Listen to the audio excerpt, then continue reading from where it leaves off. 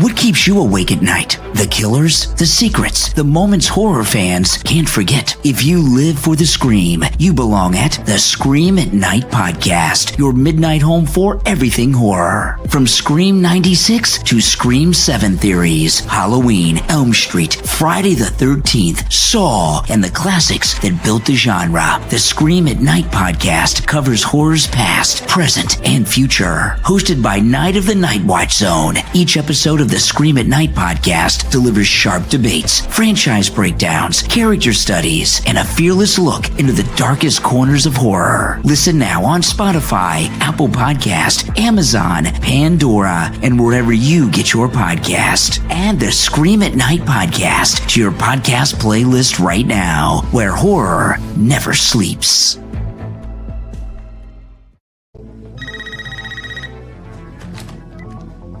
Hello? Hello, Sidney.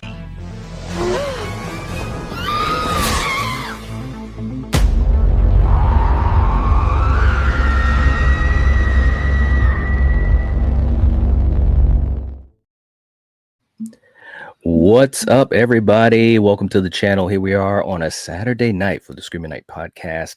And coming back on is my man, Nate. Nate, thank you so much for coming back on. We had a really great conversation the other week, and we had so much we didn't even get to. Right. Yeah. You know, how it always, when you're having a good conversation, I feel like you always walk away going, but I wanted to say so much more. Yeah, absolutely. It was a lot left to be to talk about, and of course, there's been so much since then with all these 50 million TV spots. Yeah, what's up with that? It's a lot of stuff to talk about, man.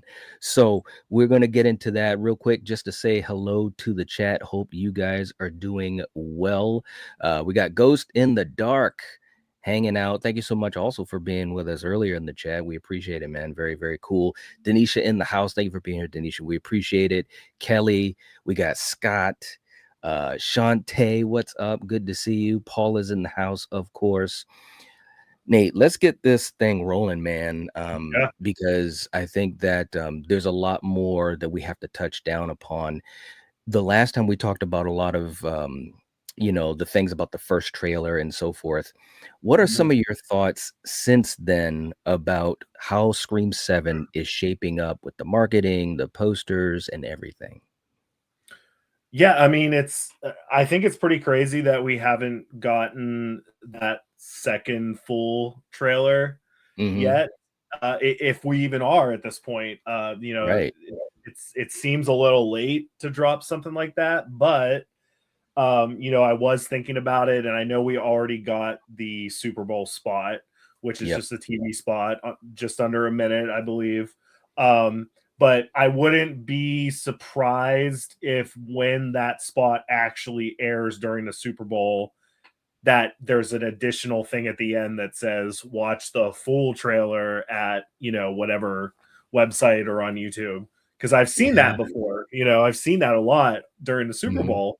They'll drop a trailer and then they'll go, oh, if you want to see the full trailer, go here. So right. I don't think that's out of the question. I mean, it might not happen. We might just be getting a bunch of TV spots, which is strange, It's different. It's different. Yeah, I mean, I've been saying it too. We had such a drought where nothing was really going on, at least, big picture.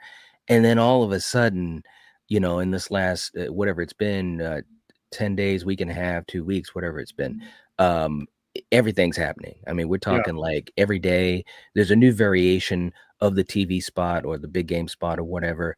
We've seen multiple new clips and scenes and ways to piece things together. It's been really interesting because it's cool, although part of me is wondering if it's more efficient than if we had gotten the traditional first trailer and then we get the second trailer and then go right into the movie. We can have a TV spot or two, but we've had I've seen maybe 6 different TV spots. Yeah, out of country. I don't even know that I've seen them all. Like, I can't keep up with them. Every time I turn around, somebody's like, did you see the new TV spot? And I'm like, I don't know. Like, there's so many of them.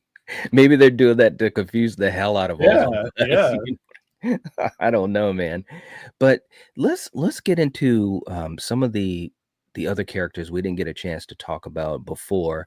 Mm. And one in particular that I'm curious about, and again, either we can talk about that character or you can go into any other character you want to touch upon because we really only talked about just a couple. Mhm. Gale has been coming up in conversation left and right and center.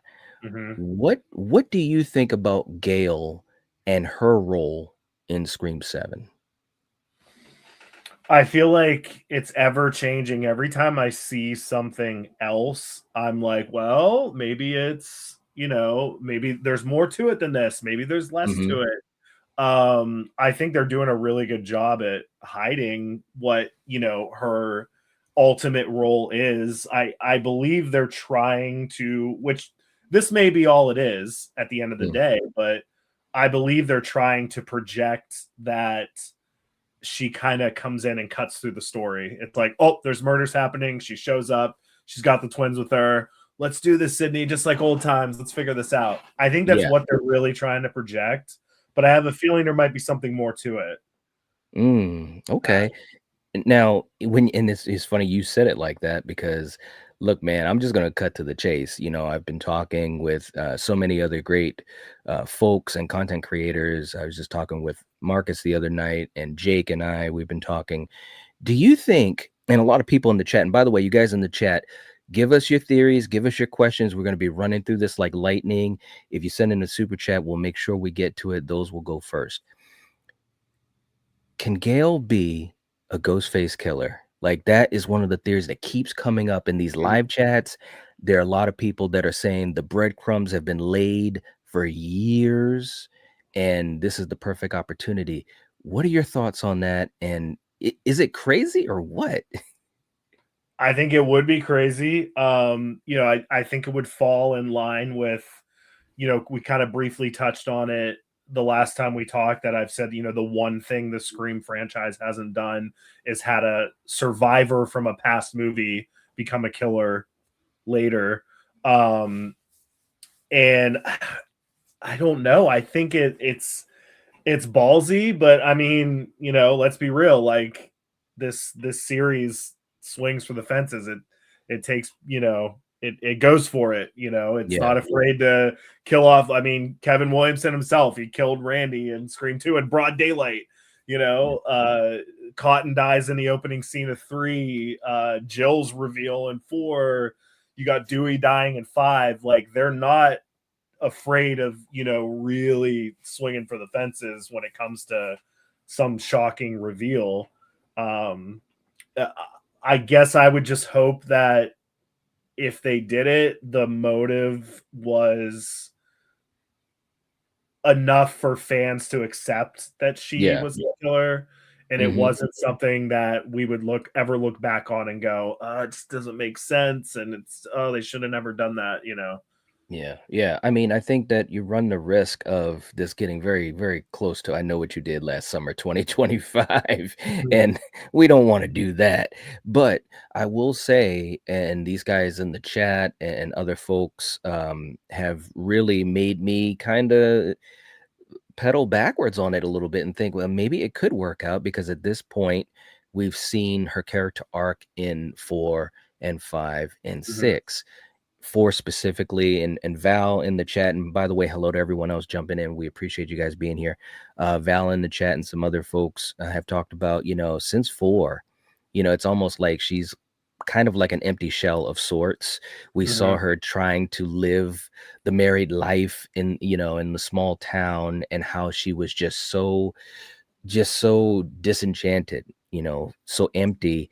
And we've seen it with the Carpenter sisters saying, without Ghostface, you're afraid that you'll be nothing, and so Yeah. forth and so forth. So if she were to be the villain, at least the breadcrumbs have been there, because she's always been about the spotlight. She's always been Mhm. about the story. She's always been about being the renegade and so forth. Even if it meant that there was collateral damage to some degree. I'm not saying she's going out and killing a bunch of people, but I'm just saying that being her primary thing in life. You know what I'm saying? Like Yeah. it kind of could work, but and again, tell me what you think, but this could be cataclysmic for this franchise. I mean, can you imagine going back and watching these movies knowing that Gale is eventually gonna quote unquote turn to the dark side? That's Yeah. crazy to me.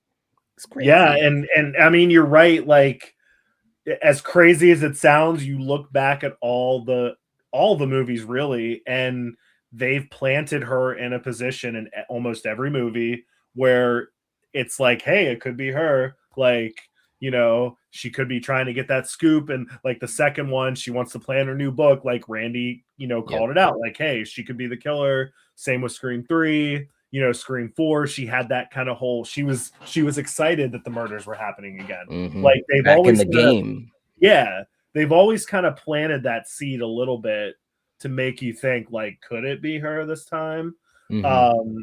So I guess it wouldn't be that crazy to do, but at the same time, it would be really crazy to do. Yeah. Yeah, absolutely. I mean, this franchise is the foundation of this franchise is the characters, and she's been in every film. She's one of the OG 3, and it would be mind-blowing. It would truly be mind-blowing. But again, I'm in the middle. You guys in the chat, let us know if you're on board with this. Ghost was saying, she said your daughter was the same age you were when this whole thing started, which of course, repeating what Ghostface said, you know, I don't know, man. I don't know if I could wrap my head around it because I'm a big fan of Gale. I didn't really enjoy her character much in 6, the way it was written. You know what I'm saying? Right. But I am a fan of her character, especially watching those first 4 movies. I mean, she's just she's one of the OG 3. So I don't know, man, but this could be huge. That scene that we saw in one of the spots where she's interviewing Sydney and talking about, your daughter was the same age you were. It kind of felt like not. It kind of felt like old times, but almost like you could kind of tell Sydney. It almost looked like Nev had this vibe of like, "Come on, bro." Yeah. You know what I'm saying? It totally made me think, like, no, there's like context here. Like, Gail probably got her to do the interview under the assumption that she was not going to bring up anything like that, and then she Yeah, did it like live on TV. That's what yeah. I'm guessing is going on there. Yep, totally something that Gale would pull off. It's crazy to think about it, though. I mean, that is a huge theory that is out there. And Mhm. again, it's just hard for me to wrap my head around it. But like I said, the breadcrumbs have been there. The breadcrumbs have been there. Yep. Um, all right, so let's move on. Any other characters that have either caught your eye, whether it's in the TV spots or anything that you've been mulling over in your head as far as what their actual role will be in this film? Um, and we don't, unless I'm mistaken, we don't really even know who this character is yet, but I keep becoming more intrigued by whoever the patient is at the psych hospital at Hmm. Fallbrook, especially with the Super Bowl spot, because again, I felt like that changed my whole, when I saw the first trailer that showed those scenes, Yeah. I was like, this changes my mind about what this movie's going to be. Like, they're in a psych ward and there's all these Hmm. pictures and Sydney's there and what's going on. Then when I saw the Super Bowl spot, it changed my mind again, because now we see like a more wide shot of Sydney looking in the room with all the photos, and there's crime scene tape across the door. So we didn't see that before. Now that we've Hmm. seen that, it makes me wonder, like, okay, so really, why are we there, and why is there crime scene tape there? Like, Hmm. does Ghostface attack or kill a psych person, somebody that's in a psych, you know what I mean? Like, who is this Right. character? Why are they there? Why is there crime scene tape on the door? To me, I know the early theories were like, well, I think there's a psych patient that has something to do with something, and they escape. Well, would they have crime scene tape across the door if they escaped? Probably not. True. So it makes me think like something more happened there. And Unless they killed someone before right, they escaped. right. That's true. Yeah. Because that's one thing Yeah. I was kind of thinking, it's kind of like that scene. And again, and it's no shade whatsoever, because all these great franchises piggyback off of each other. And we know Kevin's affinity for Halloween, but it reminds me of the scene in Halloween, Rob Zombie's Halloween, where they show Michael escaping. And look, Yeah. he took out a couple people on his Yeah. way out to get out, So maybe that might have something to do with it. I don't know. It's really hard to Right. say, but I'm curious. Yeah. And like I said, so far, I don't think we know who the patient is. Right. Is it somebody we haven't seen yet? Like, I mean, that they're not. I don't think we know everybody that's in this movie yet. I really don't. Yeah. I agree. I think there's definitely going to be a surprise, and there's been rumors of that. So that would not surprise me whatsoever. I don't know who I'm expecting. People have talked about Kirby. People have said Jill. Some people have said Angelina. I don't know. I don't see Angelina, but Kirby would make sense because she's already been shown to be not only a part of that world, but she's like hunting Ghostface killers. So Yeah. if she isn't in this film, it in a way would be a little odd, but they could obviously mull that over. Right. But yeah, the psychiatric hospital is very interesting to me based upon what we see. We saw in the spots and also the trailer, the scene with the drawings and so forth. There have been some people that have talked about some of the likeness. I had heard one person saying that one of the drawings, the one kind of in the center, kind of almost looks a little bit like Angelina, Emily Mortimer. I can kind of see it, but again, that would be, as much as I love that character and the whole backdrop of the fact that she was supposed to be revealed as the second killer. I don't really see that. I don't really see her in this film. I mean, what do you think? Do you think this person at Fallbrook is, I mean, obviously I'm gonna just get to it. Some people are saying it's Stu. I mean, that's what some people are saying, or someone obsessed with Stu and connected to all of this.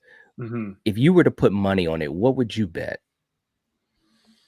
I don't think it would be Stu, because I don't think it would make any sense that he would be there at Fallbrook, this random small town that Sidney's obviously hiding out in, essentially, and raising a family. And for the same reason as Angelina, but also I don't think Angelina's on the table at all. And I could be wrong, but I feel like that would be that's way too deep of a cut. Like there's not a lot of people except the diest of the diehard fans that know that, hey, she was originally supposed to be Roman's partner, and maybe she's still like alive. Like that's not on the level of like the whole, hey, Stu could still be alive. I mean, obviously they kind of mentioned that in Scream 5 and 6. They kind of mentioned like, well, that's if you believe he's dead. They do things like that. So even general audiences, they know who Stu is. They all remember him. He's been mentioned. He's been shown in further sequels. Angelina, like, I feel like that's just way too deep of a cut to do. I feel like if she popped up, like, surprise, I'm the killer, remember me? Audiences, 90% of people watching the movie would go, I have no idea what's happening right now. Like, right. Who is this? I don't know what's going on. That's true. And that leads me into a really good point where I think with the marketing, we're getting 1,000 of these TV spots. And I think a big part of it isn't so much for us, the diehard fans. I think it is for the average Joe, who they are trying to make sure. I mean, we're just like 2% of the audience. Yeah. Yep. You know what I mean? If that. They're trying to get those folks that recognize that name Scream, or they recognize Nev and the character of Sidney and so forth, to get them to go into the theater. And I've said this many, many times. I've got a cousin, and I'm sure I've got a couple of friends too. They know about the Scream franchise and they enjoy it. They're not diehards like me, but they have no clue what's going on. Only what they would see, Yep. in a TV spot or whatever. They don't even have an idea. They didn't even know that Matthew was going to be a part of the film. They're like, what? How, So with that being said, and I know we already went over this, but I just want to hit it again now that we've seen some more TV spots. It just makes so much sense to have Stu Macher not only be a part of this as far as them trying to troll Sidney, but to really be a part of this. And again, that's me fan casting. I know that it has to be executed right. There's so many ways it could go wrong, but there's also a lot of ways where it could go so right. Yeah. Because if you show Matthew Lillard's face, you reveal that Stu is back. Of course, I'm sure they're going to have more marketing after the opening weekend, and the cat will be out the bag. Everyone's talking about it. I honestly think that could only help the box office for Scream 7. Yeah. I mean, and even people that wouldn't like that, I mean, again, they're probably going to be more vocal about it than the people that do like it. So it's still going to get, because still people talking. It's people talking, Yeah. No such thing as bad, bad publicity. It's like, hey, if everybody's talking about this, whether they love it or hate it, that's enough to get people to want to come in and be like, I got to check this out. Absolutely. No doubt about it at all. Real quick, just to jump to the chat too, and welcoming everybody who's coming in. We appreciate y'all coming in. Hope you're enjoying the conversation that we started here with Nate. Val, thank you so much for putting the link in the chat. If you have not started following the Scream at Night podcast, please do give us a follow and also a rating. We're on Spotify, Apple Podcast, iHeartRadio, and all those great things. So thank you so much. And if you haven't hit the like button here, please do. We do have a super chat or two, so we want to make sure we get to those. And then I want to go into another direction with you, Nate. Don't kill me, Mr. Ghostface. I love that one. What's up? Coming in with a super chat. When Ghostface says, I'm going to burn it all down, who do you think Ghostface is talking to? Nate, who do you think that Ghostface is talking to when that line is said? I've thought about that. I mean, I'll say I don't think that it is said in the moment that it's shown in the trailer. I think they're taking audio from a call and putting it over the clip of him, lighting the match. If I had to guess, I would say Sidney, just because I don't think that would mean as much to like a new character. Yeah. Even Sidney's daughter, like if she gets a call from Ghostface and he's like, I'm going to burn it all down. I don't know that would really mean, it wouldn't be as significant than to say it to Sidney. Like, no, I just burned Stu's. I'm coming for everybody. I'm burning it all down. Yeah. I think it would have much more of an impact. So my guess is going to be Sidney. Yeah, I think it definitely looks like it would have to be Sidney. I mean, the only other person that would even have a possible outside chance of it being would be Gale, but I don't foresee that. This is Sidney's movie, and I think it's all personal, just like we saw from the new poster, which I'll put that up in a second. Face your past. We're going all in with this Sidney angle. So I definitely think it's directed to Sidney, but I agree with you. I don't think it's in the context that we saw in the trailer. And that leads me to another thing, and Don't Kill Me, Mr. Ghostface is sending me in this direction, which is great. The burning of the house. A lot of people, even myself, I've gone back and forth on it since we saw that first trailer with the Airbnb and all of that. Do you think the burning of the house is going to be in the beginning of the film, like a lot of people have speculated? Or do you think it's going to be at the end of the film and possibly lead us into Scream 8, the cliffhanger idea or what have you? So what I guess where I stand right now, what I'll say is the more that I see from that scene, the more I believe it's the opening scene. And it's just because before the way it was structured, we only got a couple quick glimpses, and everybody was like, "Oh, it's probably the opening scene." But then we start hearing rumors about like Scream 8's already greenlit. They have a plan. This could actually do what Scream 4 was going to do and end with a cliffhanger. What if this scene's at the end of the movie?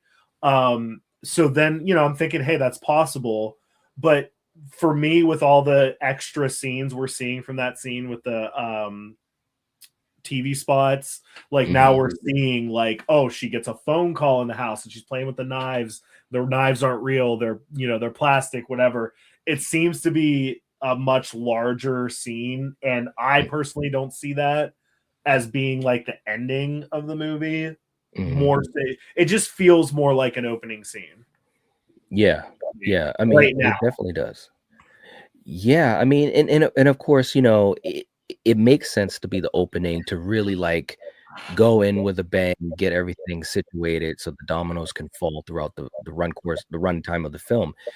But if it was at the end, specifically the burning of the house, I mean, what a way to end the film, and not only end it, but doing what I think a cliffhanger is so special for doing, is keeping you on the edge and like, wait a minute, I don't want it to end, and just salivating, wondering and waiting for the continuation of the story. I mean, that would be like ultimate mic drop in the Scream franchise.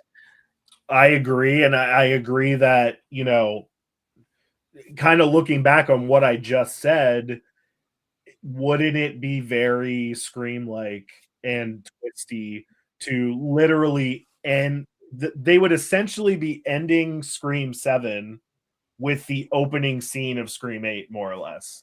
Is kind of how it would, that would play out.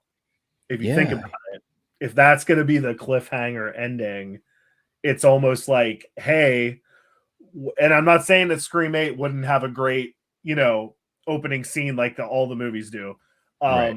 But I feel like it would kind of feel that way. It would be like, wow, dude, we got the opening scene essentially of the next movie at the end of 7. And it's like, holy shit, like I can't wait. Like I need to see what's going, I need to see what happens next. Yeah, no, that would actually be really, you made me think even more about that, and that would be friggin' awesome. Like, it's basically the events of the film happen. Again, my big theory is somehow Stu is revealed near the end of this film or what have you. And then, we have this scene being set up at the end of 7, which is basically what an opening would be, potentially the opening of 8, or at least the traditional type of opening for 8. Yeah, exactly. The house is burned down. Ghostface is strutting towards the camera, just like Michael in Halloween Kills. Let me just throw that out there. But, and then boom, it fades to black. Scream 8 opens. Bro, I'm just, hold on. This is all live. I want to say this, guys. This almost feels like, how like in Halloween 2, 1981, they basically continued, the night. And then they were in his POV walking through the alley. He was hurt. Loomis is still chasing after him. What if Scream 8 opened like that? And I'm, obviously he's not hurt, or at least we don't know, but he burned down the house, or she, or they, I don't know, burned down the house. Scream 8 opens with a POV from Ghostface doing whatever it is, and it leads us into maybe a little bit less of a fire traditional truck opening. showing up to to the scene. Ghostface is walking away. Like, you got some neighbor down the street. Let it burn. No, I'm just joking. I'm just joking. But no, that could be crazy. That could be crazy. That literally just came into my mind. I know there might be some people that already thought of that, but this is the first time I've thought about it and really heard about that. Because again, having the cliffhanger, it makes sense that you'd follow right up. And again, Kevin, we all know he loves Halloween. He loves Halloween 78. Getting the opportunity to pull out his own POV, just like Dean Cundy back in the day with Carpenter. That would be epic. I would love to see that. And it would be a great way to start a Scream film and do it a little bit differently. It's a little fresh. and we can, we still have surprises. I'm digging that. What do you guys in the chat think? Let us know what you think. Don't kill me, Mr. Ghostface. Thank you so much for sending us down that path. That was freaking awesome. But yeah, the other thing about Scream 8 that I want to throw out to you, the fact that it was greenlit, just like that. Is there anything that tells you other than the fact that they have confidence in it? Is there anything else that kind of made your mind say, if they're greenlighting it this fast, then maybe this is why, or these reasons are why? I think it's interesting also because it's, everybody kind of looked at, I think initially, that Scream 5 was the start of a new trilogy. Like we were going to get like 5, 6, and 7.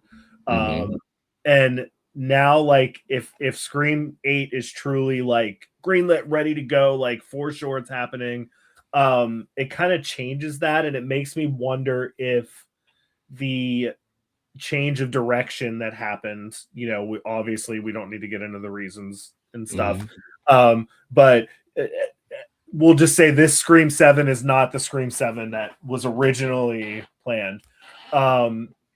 Did that change of direction kind of change that trajectory of like, we have this plan for a 5, 6, and 7 with these characters? Well, now that 7's different and we're focusing on Sidney again and we're introducing the daughter, passing the torch that way, presumably, it makes me think, are they now seeing like, no, this is the start of a new trilogy, like 7, 8, 9, possibly. Yeah. That's what I'm thinking. Yeah, I mean, I definitely look at it like that as well, possibly a new trilogy.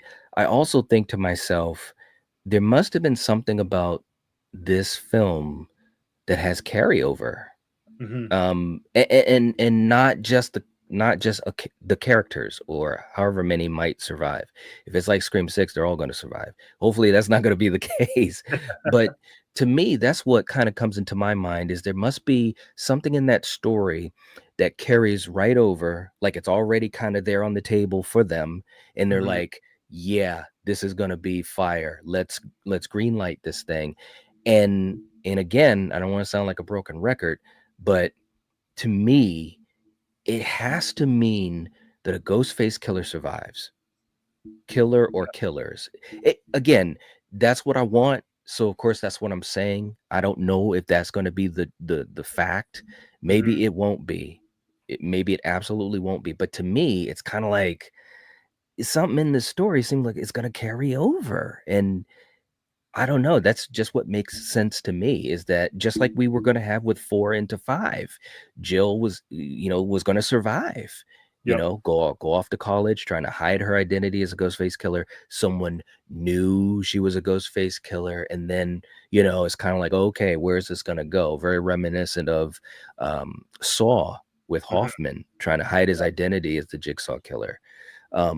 So to me, I just think it feels like something's going to carry over into 8, and it makes sense. If you're going to be doing this Sidney centric story, it has to be, it just feels like it should be grander than one movie. We need more than an hour and 54 minutes or however long the runtime has been revealed to be, Right. So. Yeah. It makes me think at the very, very, very least,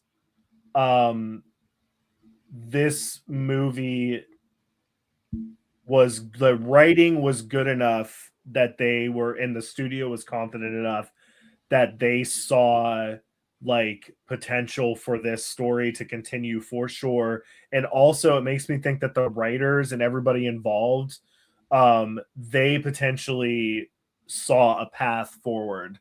And I'm not saying, obviously when Kevin wrote the first one, he, had like a kind of a treatment for like a second and a third.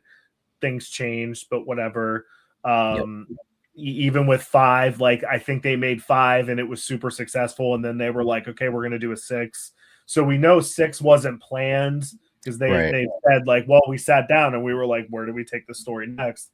It sounds more like whatever happens in this story, I think at least the writer and probably Kevin were like, I think they saw what the next thing was, whether it ends in a cliffhanger or not. I think we're going to find out that they know they've set something up that they know, okay, we can continue this way. And it was enough for the studio to go, let's do it. Let's do it. Yeah, I mean, and that's a very, I feel good about that. You know, the biggest reason being is that there's a plan. There's a plan. Now, whether or not it hits for everybody, whether or not 7 sticks the landing at the end, that's a whole nother conversation. But I am happy to know that they had something that was compelling enough for the studio to greenlight, and it's beyond this story. There's a game plan. Yes. Whereas it seems like with a lot of franchises, that can be a sticking point, you know, whether it's Star Wars or even Halloween, you know, they got stuck in the mud and kind of changed gears. And it's like, guys, you know, yeah, you had a good path. Why didn't you guys have the plan and stick to it? Yep. So that does excite me. So anyways, very cool rabbit hole. Again, thank you guys for the super chats. Erica coming in, reminding people to hit the like button. Thank you so much, Erica. You rock. Oh man, we got Super Tenor coming in. Hey guys, I saw Iron Lung today. Enjoyed it. That's awesome, man. I've heard good things. Yeah. So Yeah, I mean, what a success, a big success. And speaking about success, one other thing I wanted to point towards you, they've been predicting that the box office for the film, the opening weekend box office is going to be pretty good. They're talking like the mid $30 million range. What do you think of that? And can we reach that? Can we be more successful than 6 or not? I think it's going to be more successful than 6. I think a big part of it too is just, you know, I think the more these movies come out, the more I think right now they have the hooks in the audience. And again, I'm not just talking about us again, like you said, and we've said, we're like 2%. I think Scream right now is at it's like all-time high, it's all-time popularity. And I think that they know that. And I think it's working. You know, I think anytime Scream has this special thing about it where we're on number 7 and it's a horror series on top of that, and they can announce a Scream 7 and the general audiences don't go, oh god, again another one. Yeah. Oh, they get excited. There's something about this series. It's not like Saw, you know, 11, where again, love those movies, but most general audiences are like, oh god, Saw 11, like they still make those, you know. Something about Scream that just pulls everybody in, even non-horror fans. And Yeah. I think that they've done a really good job with these new movies. And I think 7, the excitement of having Sidney back, I think they're killing it as far as getting the hype, you know, going. Yeah. Yeah, I agree. And I mean, right now, I mean, you know, seeing that I think it was in LA, the billboard and all that type of stuff. Like this is really big time.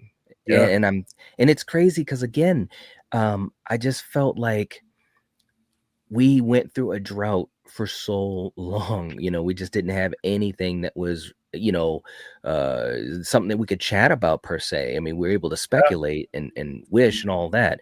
But now even it's Scream 4, you know, we all thought Scream 4 was like, oh man, it's back and they're going to do a 5 and a 6. And then it just kind of like fizzled away. And, you know, for like another 10 years or whatever. And it was like, oh man, like, and that time of the announcement of Scream 4 and its release was huge. There's plenty to talk about. Everyone was excited. But then whenever it just kind of fizzled away and the, you know, the wine said, they're like, oh, we're not doing it anymore. We're done. It was just kind of like, oh, that sucks. Right? Yeah, it was like crazy. this is truly, in my opinion, the first time that it's had this momentum since the original trilogy. I agree. You know, with that original trilogy, they continued to do better and better, you know, with that opening box office. Of course, the first film, nobody knew what this Right. thing was going to be, so it Right. almost doesn't count. But Scream 2, you know, it opened up, you know, around 30 million or whatever, and 3 was a little bit more. So there was that increase, you know what I mean? But for this film, with the marketing, the hype, Nev coming back, all of the talk about these past characters making the return and what they could be, including Matthew, of course, I really think it's quite possible that they could hit that mid $30 million mark for the box Oh yeah, office for open. sure. I really do, if not more. I mean, Scream 6 was at 40 million or something like that, maybe 40 to 45 million for Scream 6. And I think that also bodes well because you have those newer fans that have come in, you know, for 5 and 6.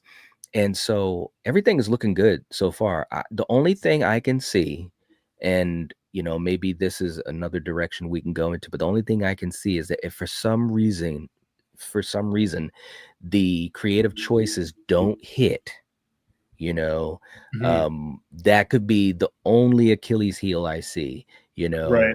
know, and I'm hoping and praying that that's Yeah. not the fact. I mean, there's always going to be people that are not going to be happy Yeah, for with sure. the choices made.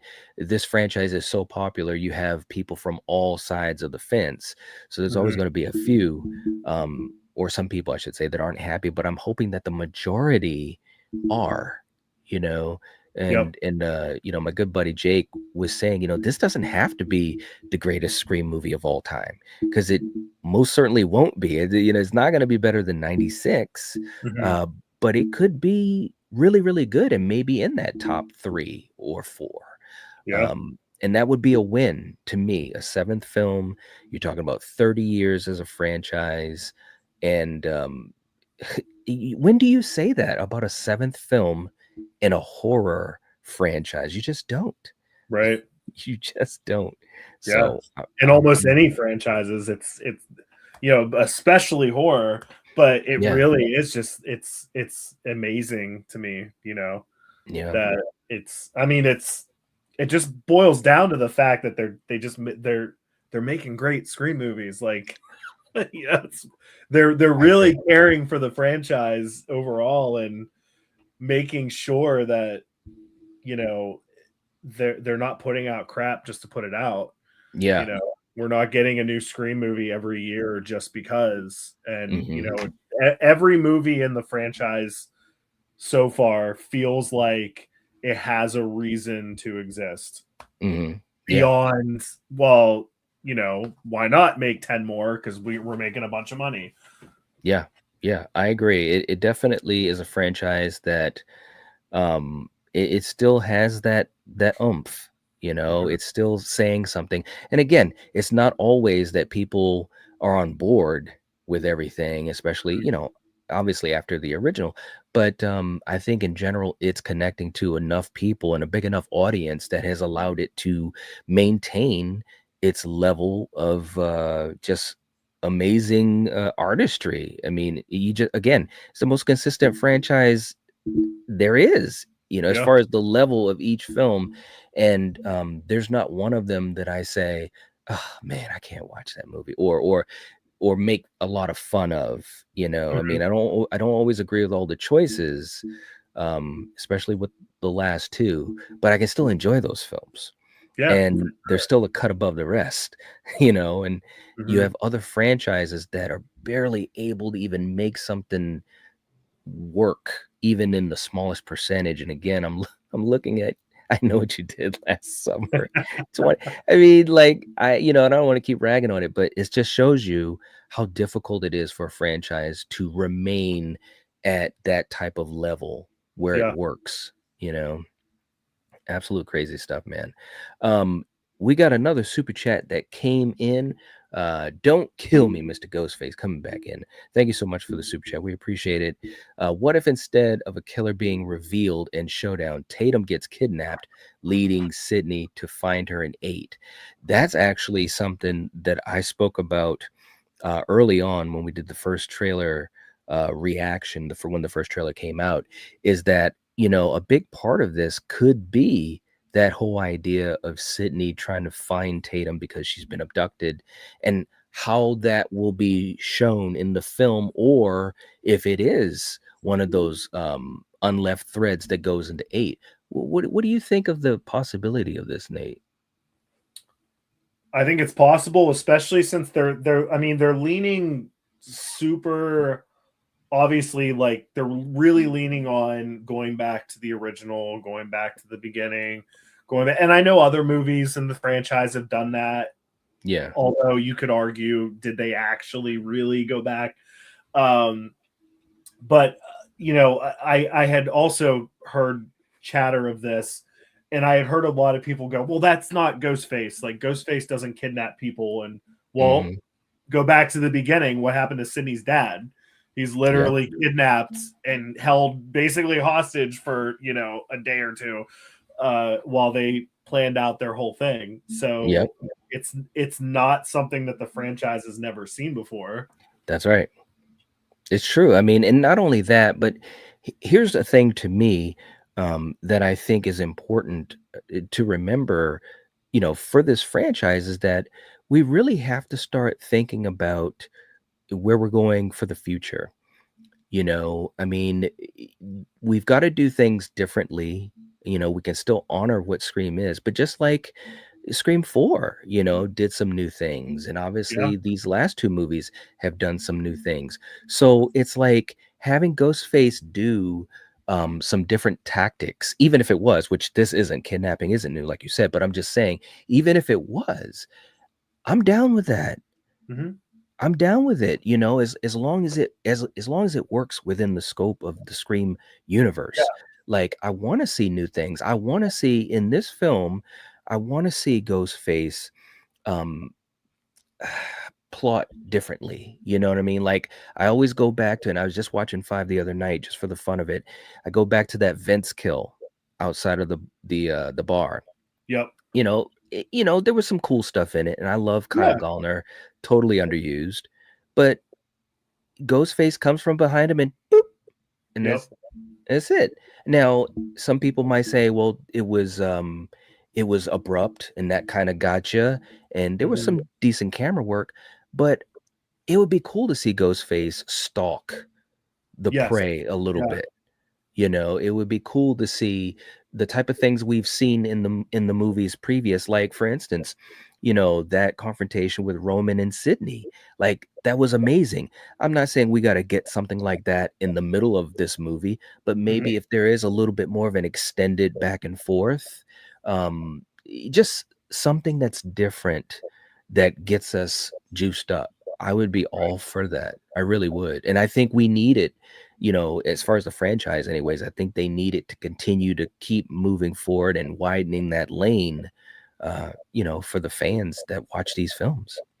Yeah, for sure. I mean, and like we've said before, I'm down for it as long as it is done right and it makes sense and it works, which so far, again, like you and I have said, we can pick apart the sequels here and there, little things in all of them that are like, I wish I didn't do that. Nothing in the series has ever happened in these movies, in my opinion, that has been like a deal breaker. That's like, you look back on and you go like, man, that's it. Like, they did that ruined the whole movie. Like, nothing. And that's what I'm looking for with this one. I'm hoping that no matter how far they take it, no matter how far they don't take it, whatever decisions are made, I'm hoping it all makes sense. It all works. And we get another movie that just, we can say, hey, they're 7-0 now. Like, yeah.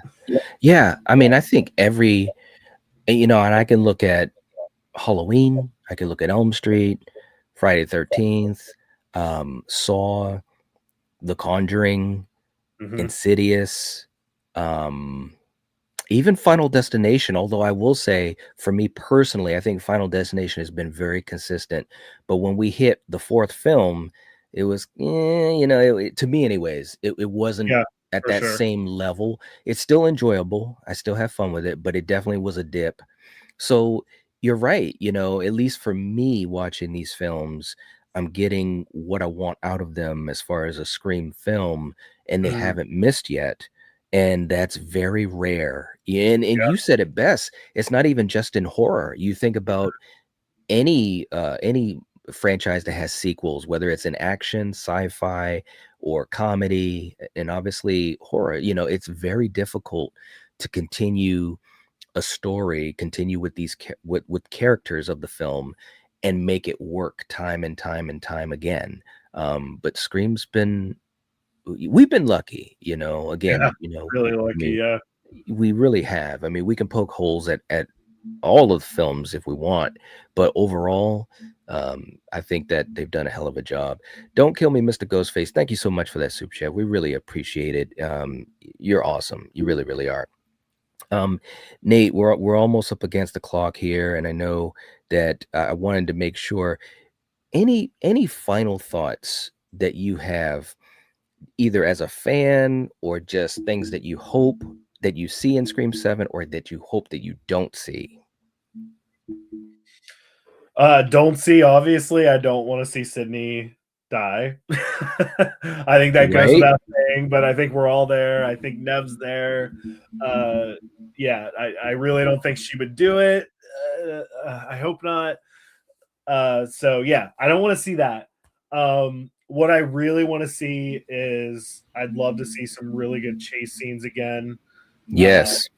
love to see some stalking, like you said, which Ghostface is very well known for in a lot of the, especially the earlier movies. And I really want to see them make this, bringing the character of Stu back.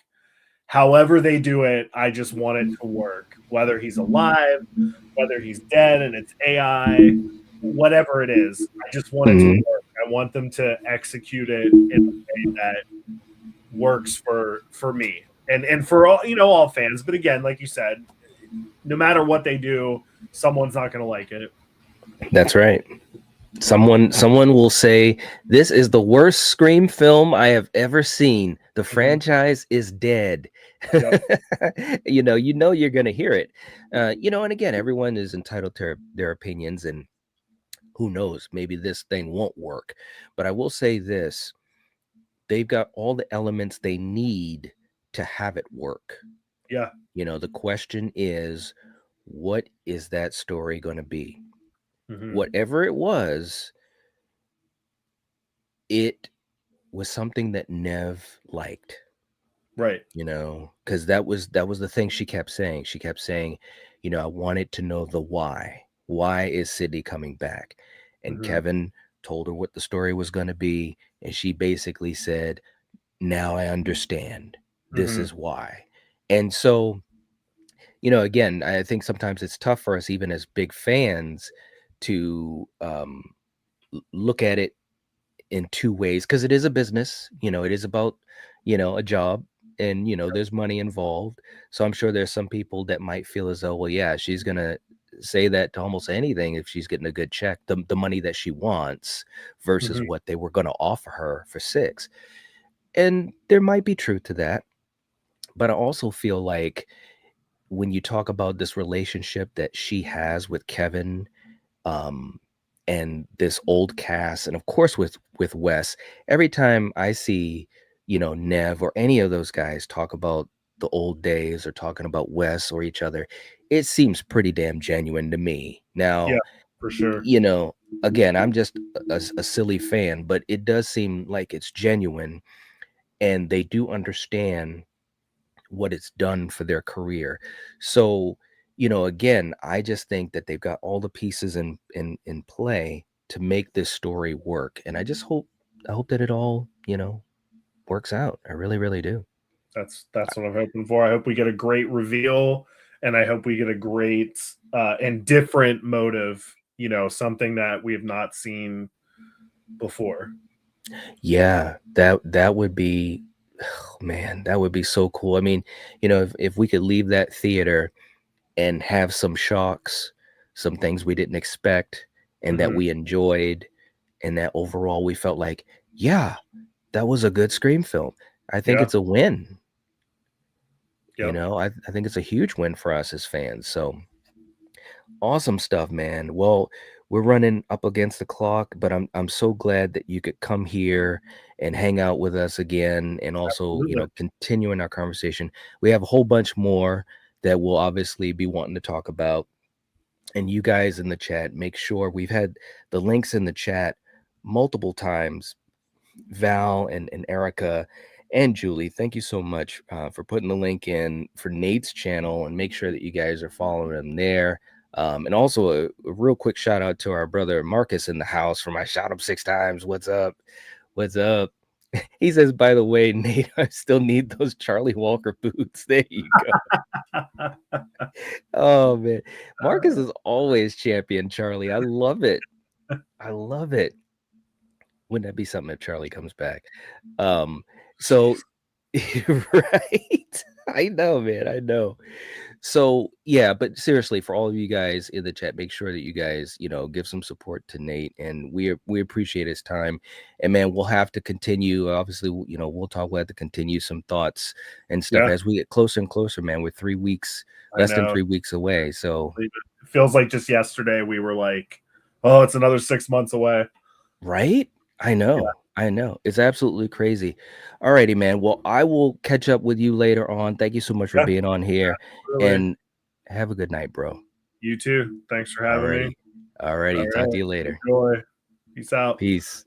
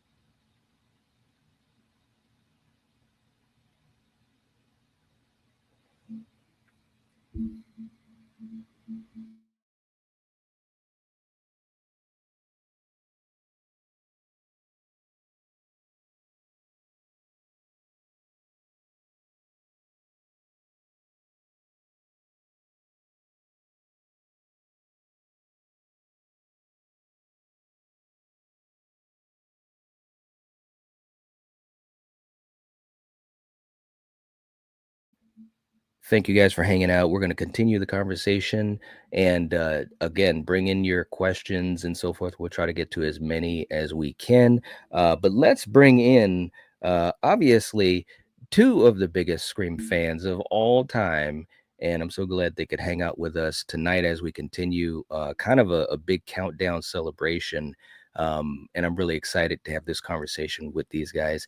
Let's bring them in. We got Sarah and Julie. Hey guys, what's going on? Hey, How's it going? It's going great. It's going great. Thank you guys for being able to jump on the panel. And Sarah, Sarah, I love it in the chat. We're back. You're also working. I'll be right back. Hopefully nothing happens to us, but we're gonna have a good time here. Got some stuff that I wanted to throw at you guys, and we have a special guest that will also be joining us in about 25 minutes. Really excited for that. This has been a great night with all of you guys, seriously. But ladies, we've had 10,000 TV spots since the last time we've talked about Scream 7. Where are you guys at right now with the hype? I mean, Julia, I'll start with you. How are you feeling? Where are you at with the hype? the hype is like, it's up. It's a few weeks ago, I was being a downer on here, and I was like, I don't know, guys. right. I'm not so excited, but I'm like, I'm gonna buy my ticket for opening night as soon as I can. I'm so excited. Yeah, man. Yeah, Oh I my mean, gosh. it's crazy. It's crazy, and even for the community, there's just been so much talk, so much excitement, so many new theories and angles and possibilities, especially with some of the new scenes we've seen. And we'll definitely talk about those as well. Sarah, how about you? I mean, what's your excitement level at now, and what has changed it, if anything has? Yeah, I definitely am more excited than I was a couple weeks ago. I Mhm. haven't fully watched like the new TV spots or anything. I've seen all of the new like promo posters as they started to like put a couple more out because I think I was just at a good spot. Like I had seen enough after that initial TV spot that we had talked about like 2 or 3 episodes ago. Yeah. That was like I think like peak excitement and I was like I just kind of want to stay here. But now that there's been, more marketing released, I think more people are talking about it and it's kind of building like the general hype again, which is why I'm like back on board. But yeah, I'm super excited. Yeah, it's absolutely crazy. Just how they kicked it into gear. It's funny, because to me, it seems like it's a little odd in a way because we didn't get that second full trailer, but we've got these TV spots, multiple ones, that are given just a little bit more, or something a little bit different, or a different angle. Um, and it's just crazy to think that this is the way, we're going to go. I mean, at this point, with just 20 days away, we don't need a second trailer. I don't want one. Do you guys want, you guys don't want a trailer, right? I mean, No, keep it away from me. okay. All right. I got you. Real quick too in the chat, and I just want to jump in for you guys that are coming in. Thank you so much for being here. We appreciate it. If you haven't hit the like button, please do. It helps us out so very much. And if you send in a super chat, we will make sure that we get to that first. And that way, if you have a question or if you have a theory, anything that we've been talking about tonight, you can bring it up to us there. Real quick, too, in the chat, we got Denver in the chat said, hello, what's up, man? And by the way, shout out to you, man. Did a hype track for Scream 7. And it was absolutely amazing. And it was cool, dedicated to our good friend Steven. It's great, bro. I mean, I really, it was awesome. So thank you so much for that and sharing it with me, man. It was very cool. So ladies, let's get into a couple of things here. Let's go, and I know Julie loves this, but let's go back to Mark. Do we still, okay, let me just give it to you, Julie. What are we thinking about with Mark now that we've seen a couple of these other TV spots? Are we still thinking of the same trajectory for his character, or is it any different whatsoever? At this point, I'm going to die on this hill. That is not him passing away in the plastic wrap. It's not him. Now I'm hearing multiple people on different channels saying this. There is no way. Like, I know he's new, but he's also he's Sidney's husband. And you are not, they've shown it like in every TV spot, I swear. It feels like it at least. And it's like, there's no way. So yeah, that's where I'm at. Is he, doing something sneaky on the side? I kind of don't think so anymore, but I'm gonna die on that hill. That's not him. So that's not him. No. So does he survive this movie? Probably not. I kind of want him to, because the way what I'm worried about happening is that we're all sitting here saying like, there's no way they're going to kill her daughter. Mm-hmm. But I'm worried that they're going to kill him. And then it's going to be like, oh no. Anyway, like, I just feel like since he's a new character, a new actor, I just worry that his death is just going to be like, oh, well. even though we're saying like, oh, there's no way they could do that to her with her daughter. Like her husband means something too. Right, right. That's where I'm at. But here's a question, and then I'll pass it on to you, Sarah. But here's the question: like, then we get into the corner. We get pinned into the corner because somebody's got to die. I mean, I'm hoping that they learned their lesson from 6. We got to have some people hit the floor, literally forever. Somebody's got to get it, yeah. Forever hit that floor, and so it's not Sidney. It can't be Tatum. I mean, he's the odd man out, isn't he? I mean, can the whole family survive this movie? That's what I'm saying. I mean, I just don't know. Sarah, what do you think? Can Mark or will Mark survive this film? I mean, it's like 50-50 for me. I don't think he will. I do think he is the one getting attacked. Like, I don't think the trailers are tricking us. He may survive that attack and be like hospitalized for the majority of the movie. I think he could still be up in that attic. Who's to say? But yeah, I love that. There's part of me that obviously doesn't want Sidney's husband to die. Like, she's been through so much. Like, she deserves a happy ending. But like, I have no attachment to this man. It seems like he's gonna go pretty quickly in the movie. So do I care about him? Not really. If it was Kincaid, I'd be devastated. I'd be rooting for them to be together. We would have seen their like beginnings and we would know that they have this long history. But I'm like, this is just a guy. This is just a cop. I don't care about him. Yeah, I agree with you because he's new. We're just getting on board with him. And the other question is, how much are we going to see of him? Obviously we've seen him pretty much in one outfit. So I don't know how that's all, gonna go, but I'm just curious, and in the chat too, Night Owl was saying there's a scene of a cop fighting Ghostface outside of Sidney's house. That cop is probably the body on the street. It could be Mark, but Kevin wants to give her a happy ending. And that is true. Kevin wants a happy ending for Sidney. But again, that's where we get into the weeds with this franchise. How can everyone survive?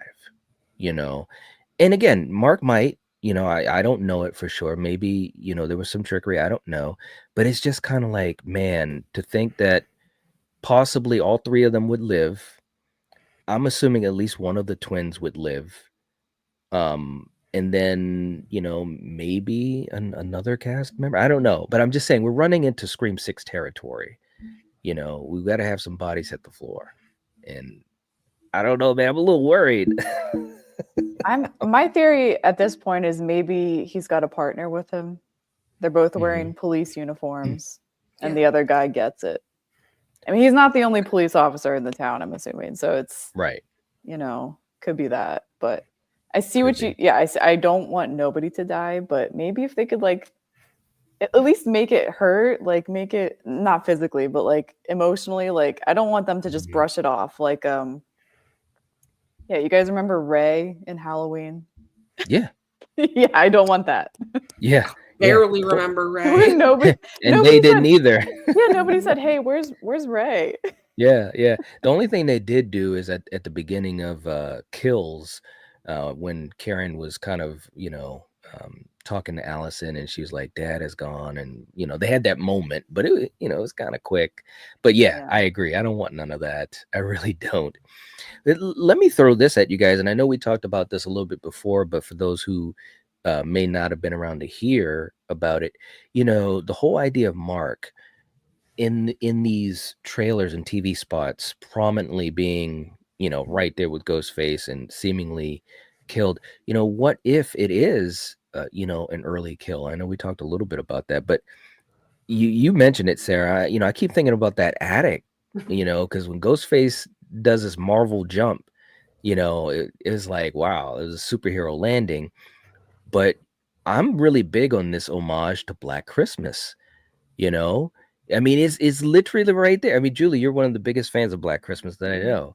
You've got the sheet, you got a kill, and you got an attic. And who's gonna look up in the attic? Do you know the last time I went up in my attic was like a year ago? The plastic wrap. Oh, Yes. Did I That's tell what I you about always that yet? assumed. I I assumed they were in the attic the whole time with like the big packing sheets of plastic that you would buy to Yeah. like wrap furniture. I assumed it was like stored in the attic and that's where the fight was because then it immediately cut to Ghostface like jumping. So my Mhm. brain always thought the fight was in the attic. It wasn't until the Oh. new stuff came out and you saw somebody in the street. Now, if it is him or the partner, we never know, but that just was Right. like the first image in my brain was I thought that the first stabbing we saw in the plastic was in the attic. So the Yeah. whole time I'm going like, well, his body's up in the attic, and now the rest of the movie's taking place. Right. Right. Does Fair. Because Sidney know or not know he's up there? yeah, I mean, Oh. again, and I've said this many times. I want these films to continue to grow, to go into uncharted territory that works within the Scream universe. But imagine that Mark gets killed. He's in the attic. He's wrapped up, just like in Black Christmas, and Sidney doesn't know. I mean, how dark would that be? That would be the darkest thing, maybe that I've seen in the franchise. If it's drawn out as far as a plot point, and then imagine the reveal, his body up there or whatever. I'm fan casting. I don't know if this would actually play out, but I'm just theorizing that this could be not only something very dark for the franchise, but also interesting and could play a huge role in this movie. Maybe she can't find him, Yeah. I mean, and it plays into when Tatum is taken, leave my daughter, let go of my daughter, or whatever. And it's kind of like my husband's gone too. I mean, again, Kevin's a student of horror, and it would not surprise me if that is like a direct homage to Black Christmas. Maybe it won't be, that drawn out where the body is kept up in the attic or whatever, but definitely that plastic wrap. I mean, we just watched Black Christmas Yeah. some weeks ago. It's totally that. And you could do something really cool. Well, cool's not the right word, but sad for Sidney, where she's like, she thinks he abandoned them. Like Yep. stuff got bad and he like hit the road and she has Yep. no idea where he is. And she's like, what the heck? Yep. That would be Yep. dark. Yeah. Yep. Because in one of the Ooh. TV spots, he says something to her about how she was, it was a conversation she had with Tatum, and she said something to the effect of, "What I'm trying to protect her from all of this," as if it was a conversation where maybe he wasn't agreeing with maybe how protective she's being, and she's basically like, "Bro, I've been through the ringer. I'm going to protect, Tatum at all costs." So what if they have that conversation? And then we have the attack scene and his death. He's wrapped up in the attic. How sad. And I know someone in Night Owl was just saying a happy ending. And I agree. Kevin wants a happy ending. But it's also a horror movie. And I mean, I don't know, man. I'm really, I mean, it sounds dark. I don't want to sound dark like what you were just saying, Julie. But I'm digging the idea of it just for the emotional impact to the film and also possibly Sidney. I'm really digging it.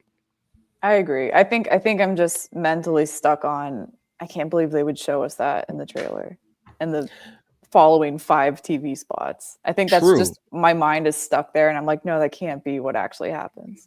Yeah. You mean him dying, him being killed? Yes, I'm sorry. In that exact way, in that scene, because that would be just disappointing. It would have been really cool if we hadn't seen it yet. But yeah. Yeah. Well, I mean, my brain kind of went to, they're showing it over and over and over, so they're only spoiling like one kill for us. It's like, yeah, it's safe to show all of this violence because it's all the same person, so we can kind of like expect what's going to happen to him. But I mean, yeah, I don't want her husband to die, but like we got to kill some people. Like we do. Saying, it can't be 6 again. Yeah, yeah, and that's a great point too, Sarah, because they've shown it every single time, different amounts of that moment, sometimes a little bit of a different angle, it looks like too. So in other words, they're able to show that big moment in the TV spot or trailer to get the folks that aren't diehard to be like, oh wow, this is Ghostface is killing someone a little differently there, wrapping them up and then stabbing them. So it brings those people in, yeah, we get spoiled that possibly Mark Evans gets killed, but just like I've been saying about 96, the impressive thing about 96 with the reveal is that the whole time we were focused on Billy. We were on the roller coaster with Billy the whole time, and then when the reveal finally happens, we're so wrapped up in it, pun intended, that we don't see the real twist, which was Stu. So maybe showing his death, yeah, it sucks, but maybe there's going to be a big thing about what happens after that, Yeah. or possibly, like I said, what if he is up in that attic and it totally messes with Sydney and Tatum? Where's Dad? I mean, again, this may not happen whatsoever, but I'm just theorizing. I mean, it could be some interesting stuff. Well, that's the other part of this too, because we've seen clips of Sydney in the trailer and the TV spots. Obviously, after she knows Ghostface is really back, why isn't her fully armed husband next to her, like in every shot?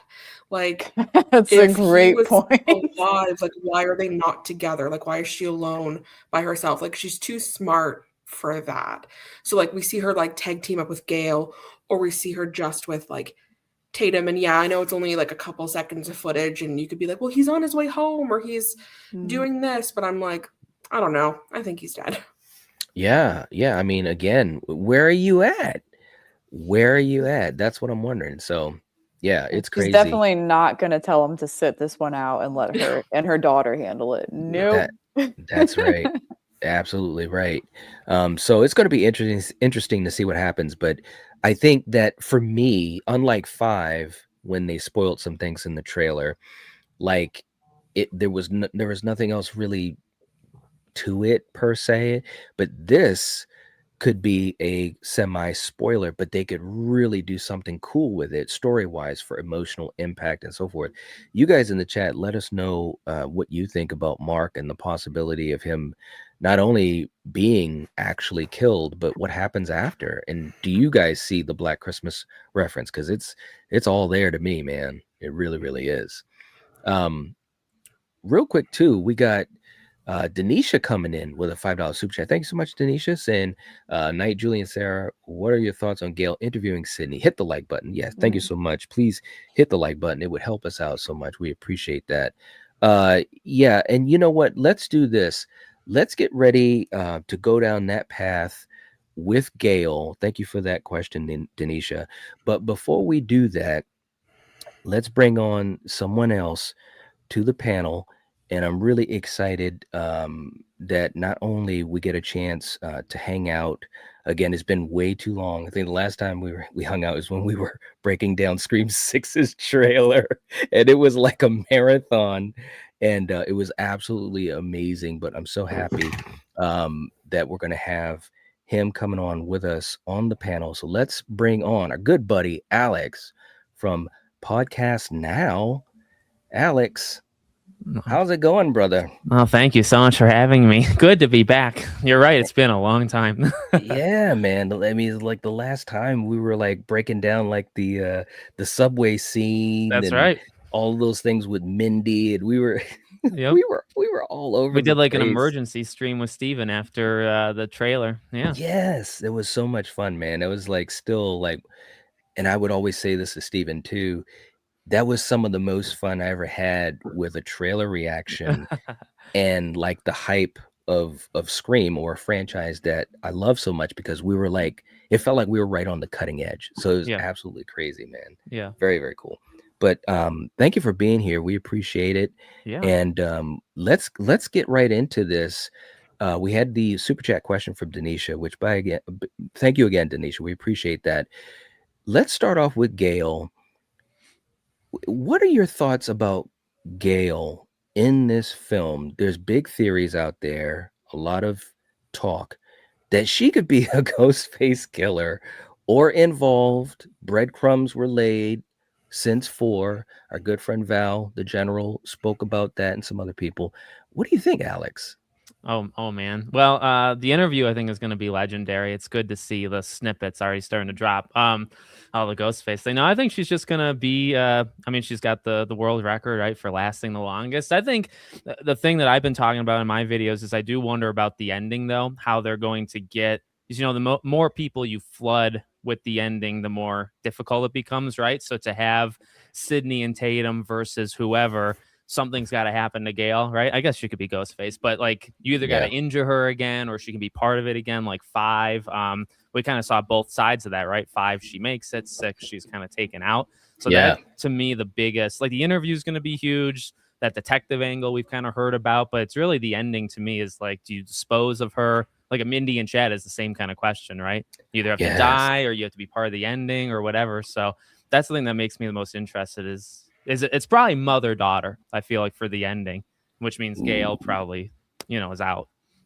Yeah, I mean, I do agree, and we've talked about our thoughts about where Gale is headed in this film, and it does seem like it's time. I mean, unless they figure out something, because I just think in 6 she was wasted. She was so wasted. It almost hurts to watch that film. As far as paying attention to her, because I love her as a character, and I think Courtney's great in the role when they give her something good to work with, which Yeah. they were able to do for 4 films. Well, 4.5. I think she was okay in 5. But yeah, people are talking about the fact that she could be a Ghostface killer, and that these ideas have been planted since 4. Trying to live that married life, feeling unfulfilled, not having anything she can write about. The Carpenter sisters saying, you're just afraid that without Ghostface, you're nothing. All of these things are kind of like, wow, they're out there. Sarah, let me pass it on to you. I mean, what are you thinking about Gale at this point? Now that we've seen 1,000 more TV spots, what's Gale gonna do in this film? Yeah, I can never see her being a Ghostface. I just don't think that would ever happen after all these years, especially. Mhm. I'm 50-50 on her dying. I think if this movie really is like going to be as big and grand as they're like making it out to be, like what a great Mhm. movie to go out on, right? Like I Right. can see her still being like attached to some kind of like executive producer down the road for sequels, but Mhm. like I don't know if her storyline has to go on, especially if we're like gonna wrap up Sydney. So I mean, of course, I love her as a character, but yeah, if they make her death like worth it, I'm fine with her going in this one.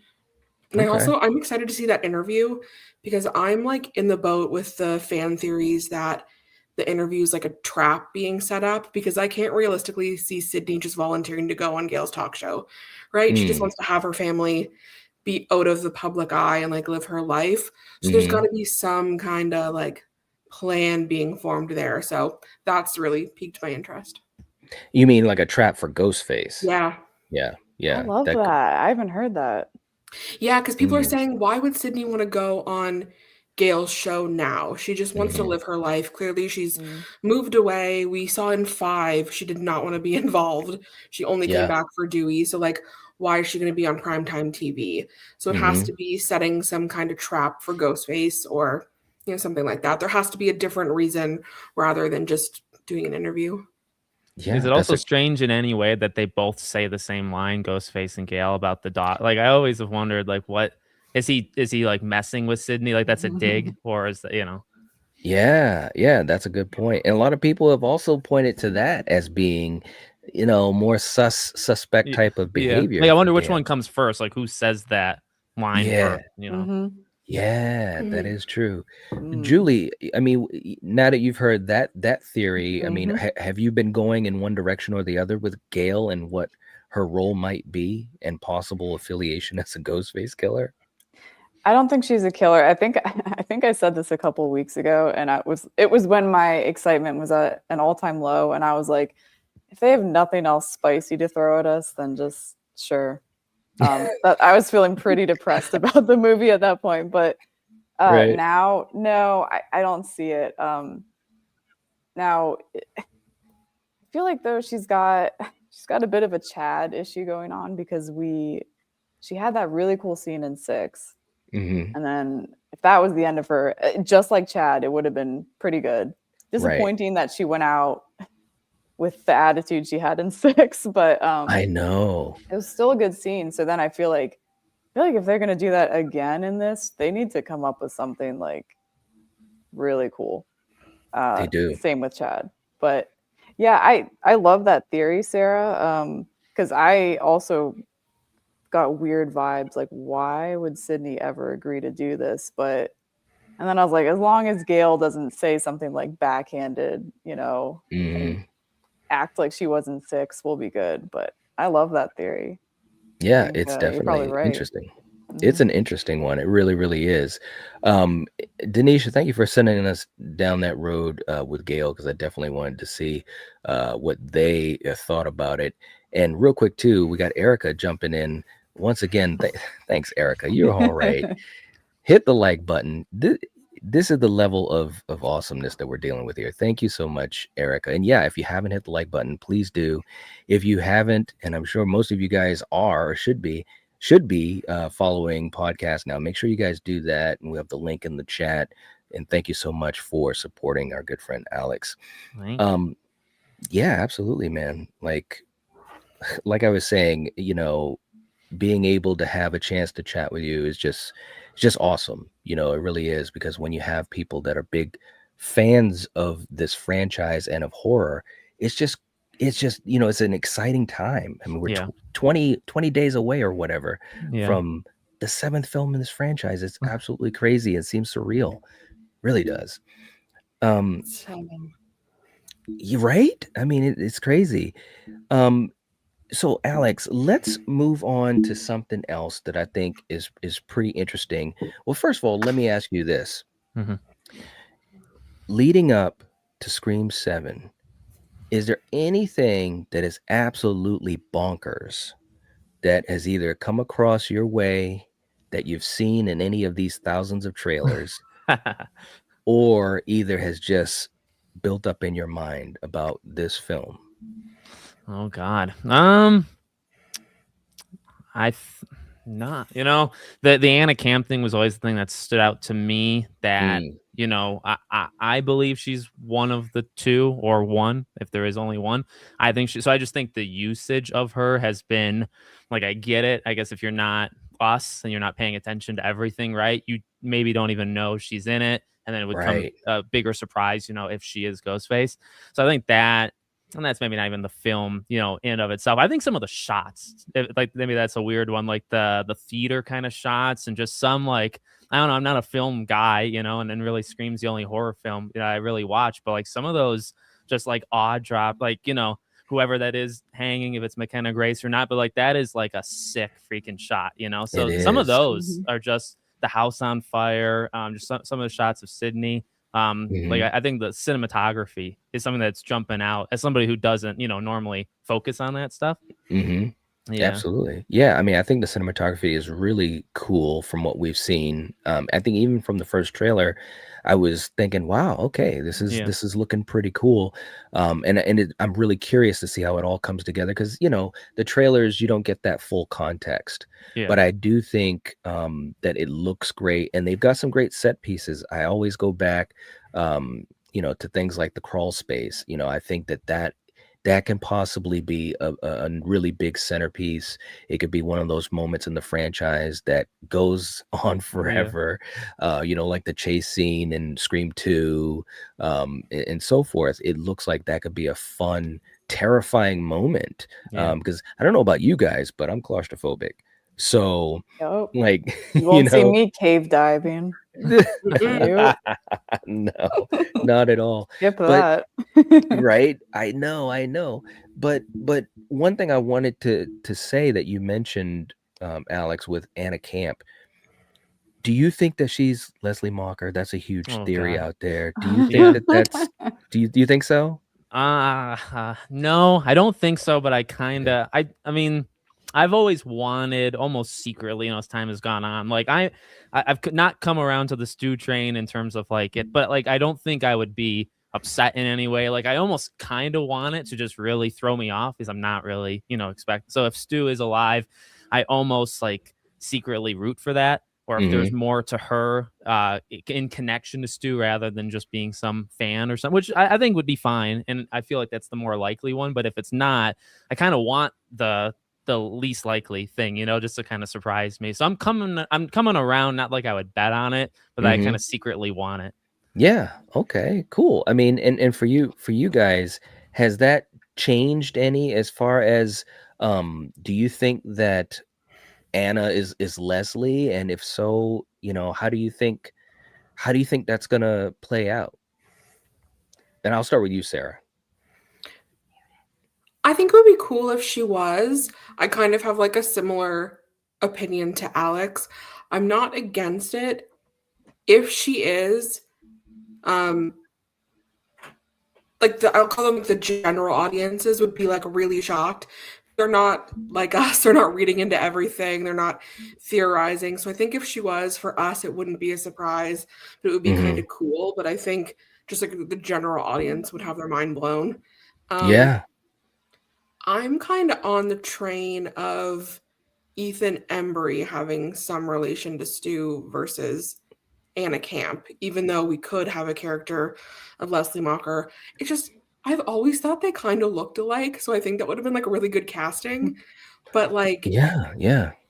For people who lived through the 90s, Ethan Embry's like kind of a big name, and there's been no marketing about him. But he's important enough to show up on the main poster. So I'm like, what are we doing with him? That's right. There he is. And he did audition for 96. But Wes just kind of didn't think he was ready, to be in 96. So it is kind of like a full circle moment for Ethan Embry. And yeah, I'm very curious. So we'll have to see. Julie, how about you with Anna Camp and the possibilities of who she is or who you'd like her to be and how that would work? So I feel like you could. So if there's a world where there is no Stu correlation, she's still relevant. Her son died 2 movies ago. That's right. But I will say, does the general audience even know that Vince is part of Stu's family? I if we know, because we knew weeks ahead, but yeah, if they did they even mention it in the movie? I'm struggling to remember. So I feel like I believe they did the requel talk, right? I think. Okay. There was like one line about him being Stu's nephew, and they just brushed past it. So I don't know if like the casual watcher would have picked that up.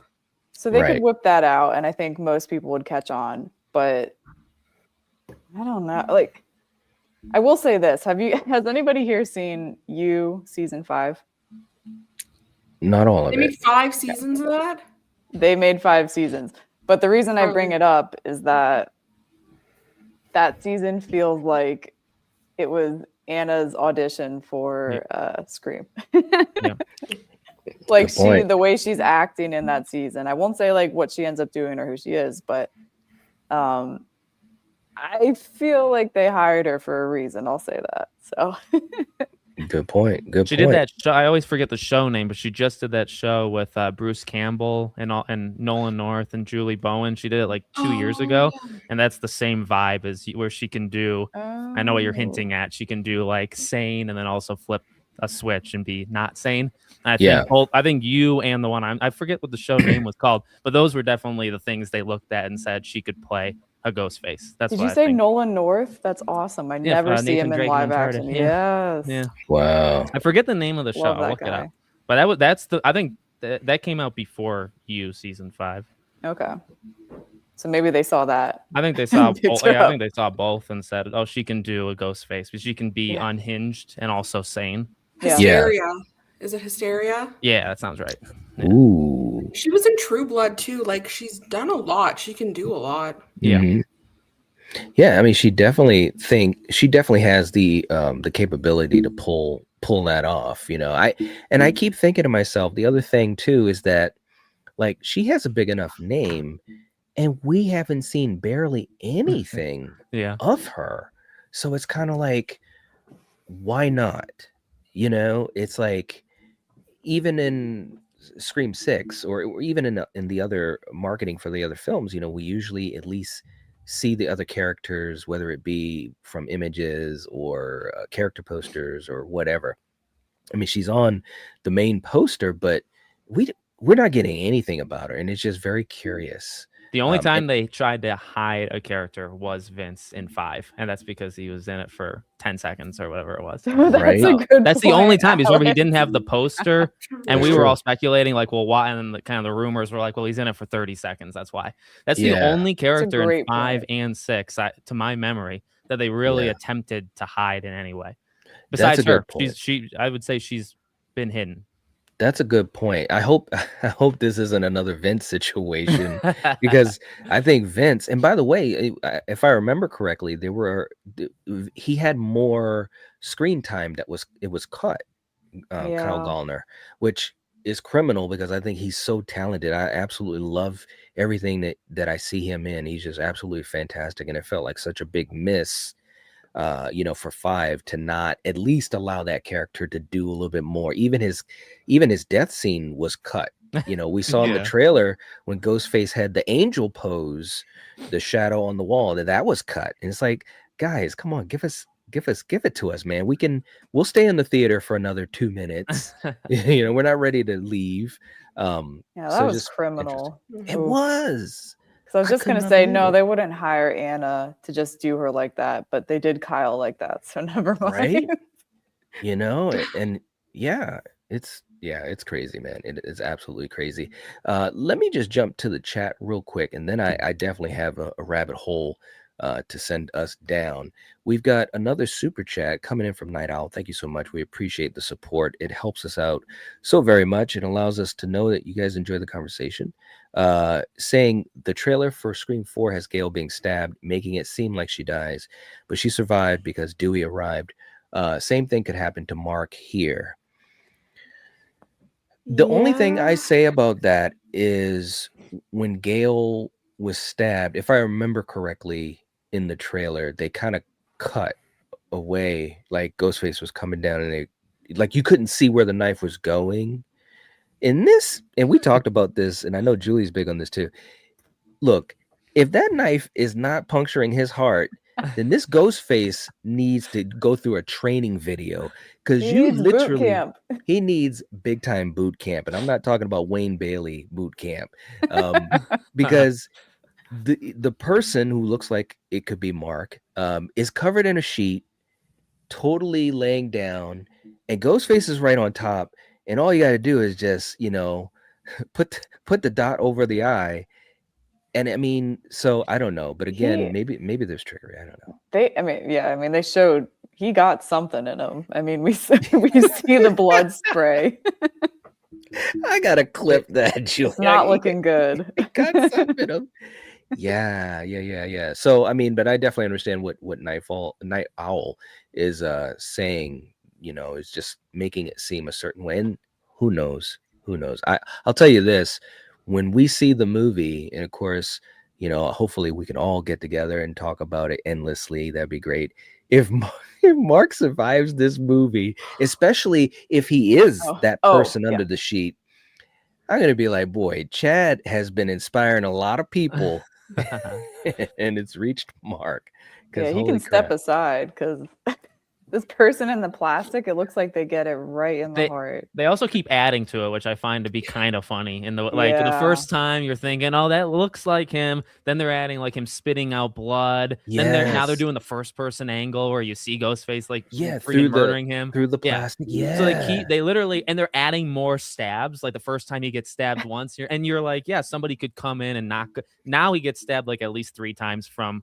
They keep adding stabs to the TV spots. It's like, can we leave this man alone? Right. That's crazy. And we're getting like different angles and vantage points. Like we're getting replayed footage. Yeah, they're like, well, in case you're unsure if he gets killed, we'll show you. But I want to believe the idea it's a dream, because that's like the only way out of it in my head. So I'd like to hope that, especially if it is Mark, because I'm not a huge fan of him dying. Now, let me ask you this before we move on, Alex, because we were talking about this earlier. Before you got on, we know that Sidney's going to survive. Yes. I'm assuming Tatum's going to survive. I mean, it just makes sense. So does that mean Mark's going to survive? The whole family makes it out alive, huh? I mean, yeah. The tough thing is like you have to have consequences, but I also think of it like in the lore, she would have had to have been married for a long. So you're killing somebody that she loves for like 20 years. You know what I mean? And like that, I feel like from a character, like how do you walk away at the end of the movie, like mother-daughter surviving, right? And they go off, and you're like, oh, they could be so happy, but she lost her husband of like 20 years and the father of 3 kids potentially, right? Like, so that's a huge like person. I get it because if all 3 of them make it, Gale makes it. That's 4 right there. Then you still have to do Mindy and Chad, and you're starting to increase that count like 5 and 6 did. So I get it. Like you have to have concept, and he's the only one of those 3 you could really kill. But but he's like a father of 3 kids. She's been married to him for decades. You know what I mean? Like just that hurts, I think, as a character thing. It does. It's tough. It's real. That's why I want to believe it's a dream. That way they can like give it to us, and then he wake. I mean, it's kind of cliche, but he lived through it, and then he wakes up, and Yeah, it could be a dream. You never know. Night Owl, thank you so much for that. We appreciate the support. It really helps us out so very much. And we also have Super Tenor coming in. Thanks so much, brother. Hope you're doing well. Night, Alex, Sarah, and Julie. Epic panel. Thank you so much, man. Thanks. We appreciate you. Seriously. And thank you for being here, too. Adrian is coming in with a super chat. Thank you so much, Adrian. We appreciate you saying, would y'all want a silly or goofy character in this? Oh, God. No. Goodbye. I just watched Scream 3, so now I'm good.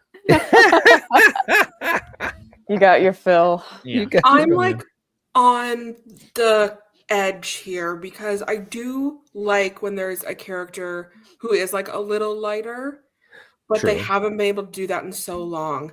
Like, I don't want I just immediately thought back to 4 with the cops. Like, I don't want them. Yeah, they kind of want a little want, those kind of quippy moments. Yeah. I Judy was okay. Like Judy was the character that's a little on the edge. Like I liked how Judy was a little sillier. Like when her line about preferring animated films and musicals, I thought was great. But I hate a lot of the other quips, like when Tara's talking about preferring the Babadook, or when the cops are like, fuck Bruce Willis. I'm like, I don't need any of this. That was weird. If they were able to do a Judy-esque character that's right on the edge, but isn't incompetent. Somebody can be funny, but I want them to be a competent character, then I'm okay with that. Yeah. And I think Judy is a great example because there was that balance, and plus she was connected to Dewey. So that was a good path in anyways, because everyone loves Dewey.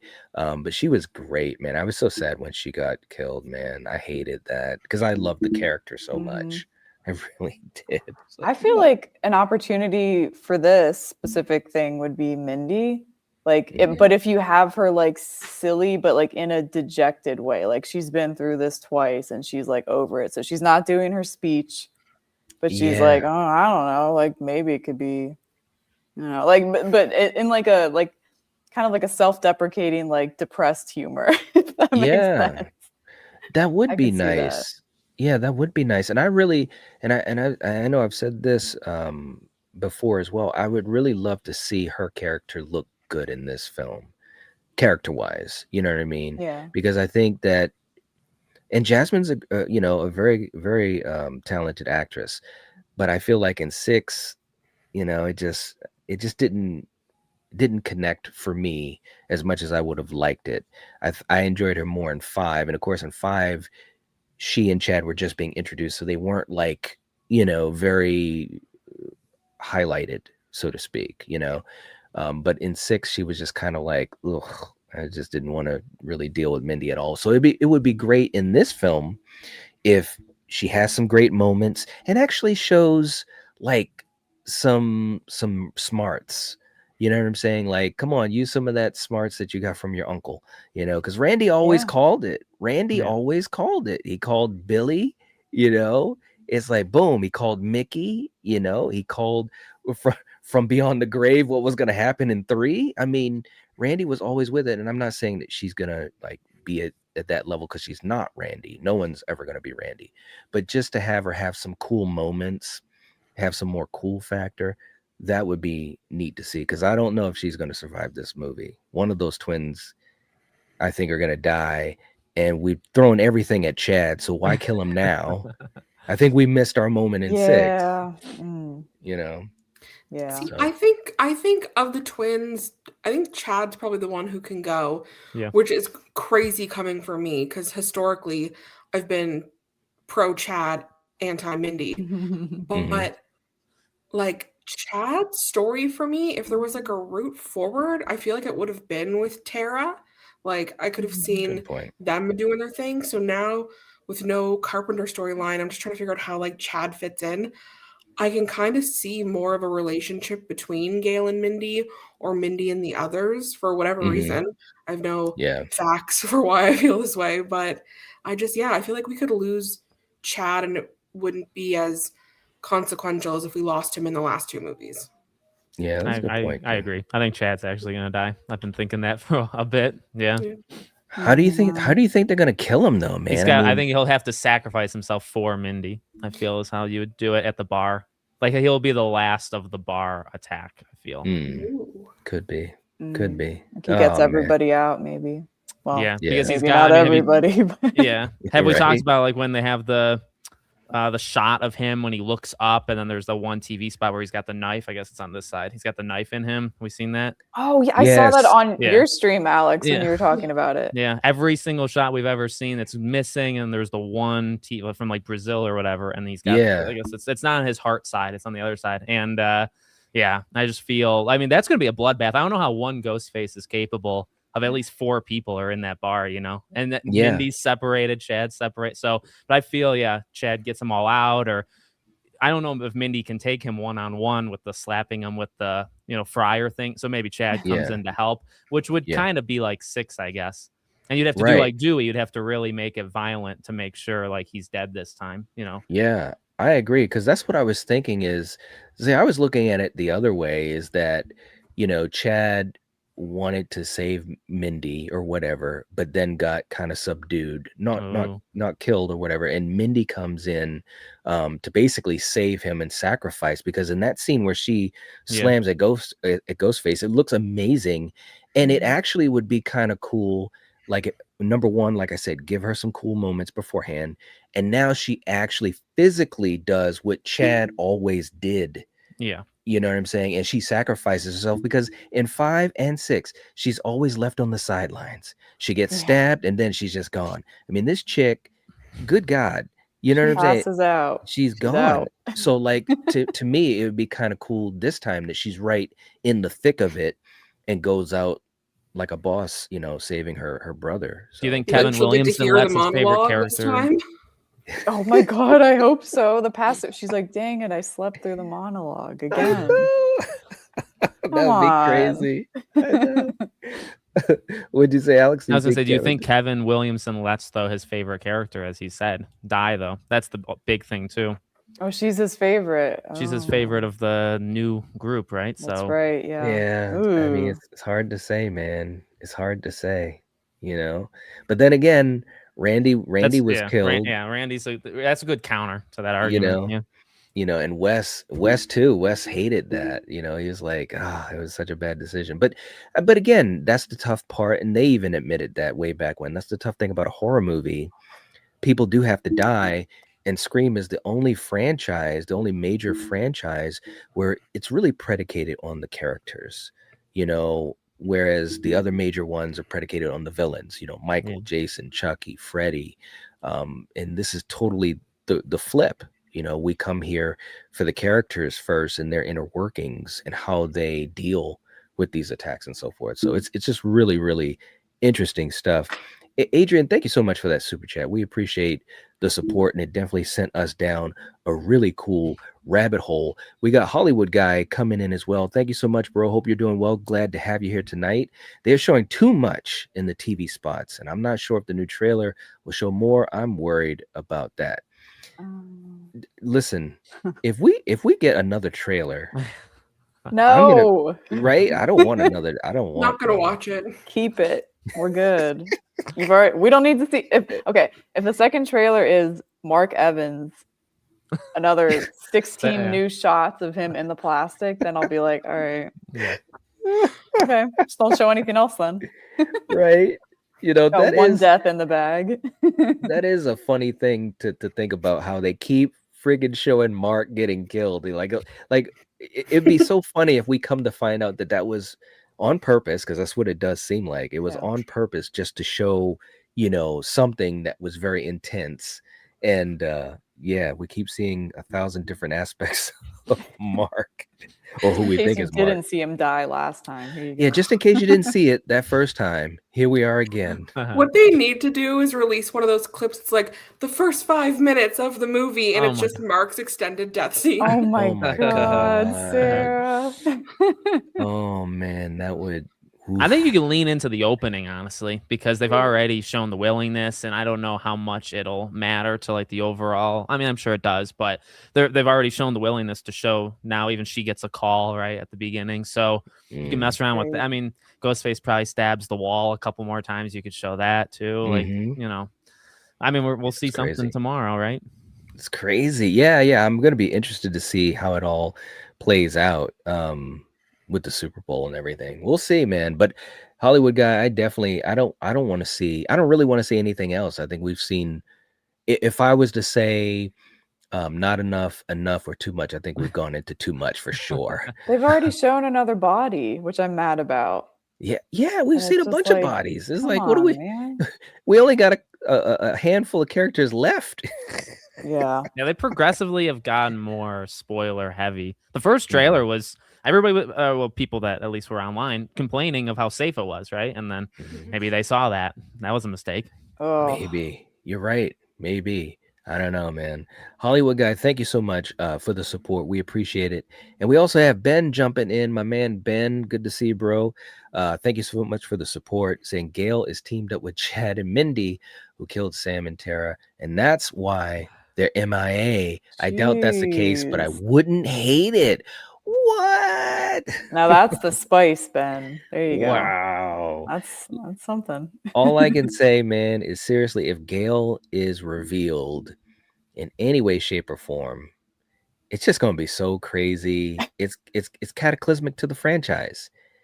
You know, I can't imagine watching those other films knowing that she's gonna pull a Vader, you know, and turn to the dark side, you know? Can you imagine Sidney's face?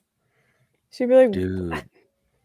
She'd be I don't even know what she would do. It's like Ray and Julie. I can't do it again. Oh, right? Oh, dude. Yeah, that was such a misfire. Oh my God. Good Lord. But you know, well, Ben, thank you so much for the super chat. Let me just say that first. Much love, brother, but I don't know, man. Having Gale do that, whoo, oh my gosh. We got one more super chat I want to jump to real quick from Michael. Thank you so much for the support. We appreciate it. Your question, does Sidney have 2 daughters in 7 or just 1?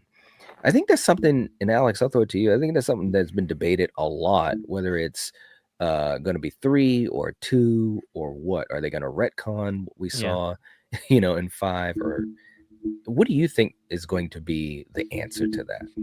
Yeah, I don't think we have a definitive yet. Yeah, I'm confused, to be like, I always like to put these movies like right before I'll do videos of like the death order and all that stuff, but this one's confusing because like, does Mark get attacked twice? Who takes the kids? Like, you know, the sequence of events I'm not like 100% figured out. But there has to be the other, like, I just believe there'll be the other 2.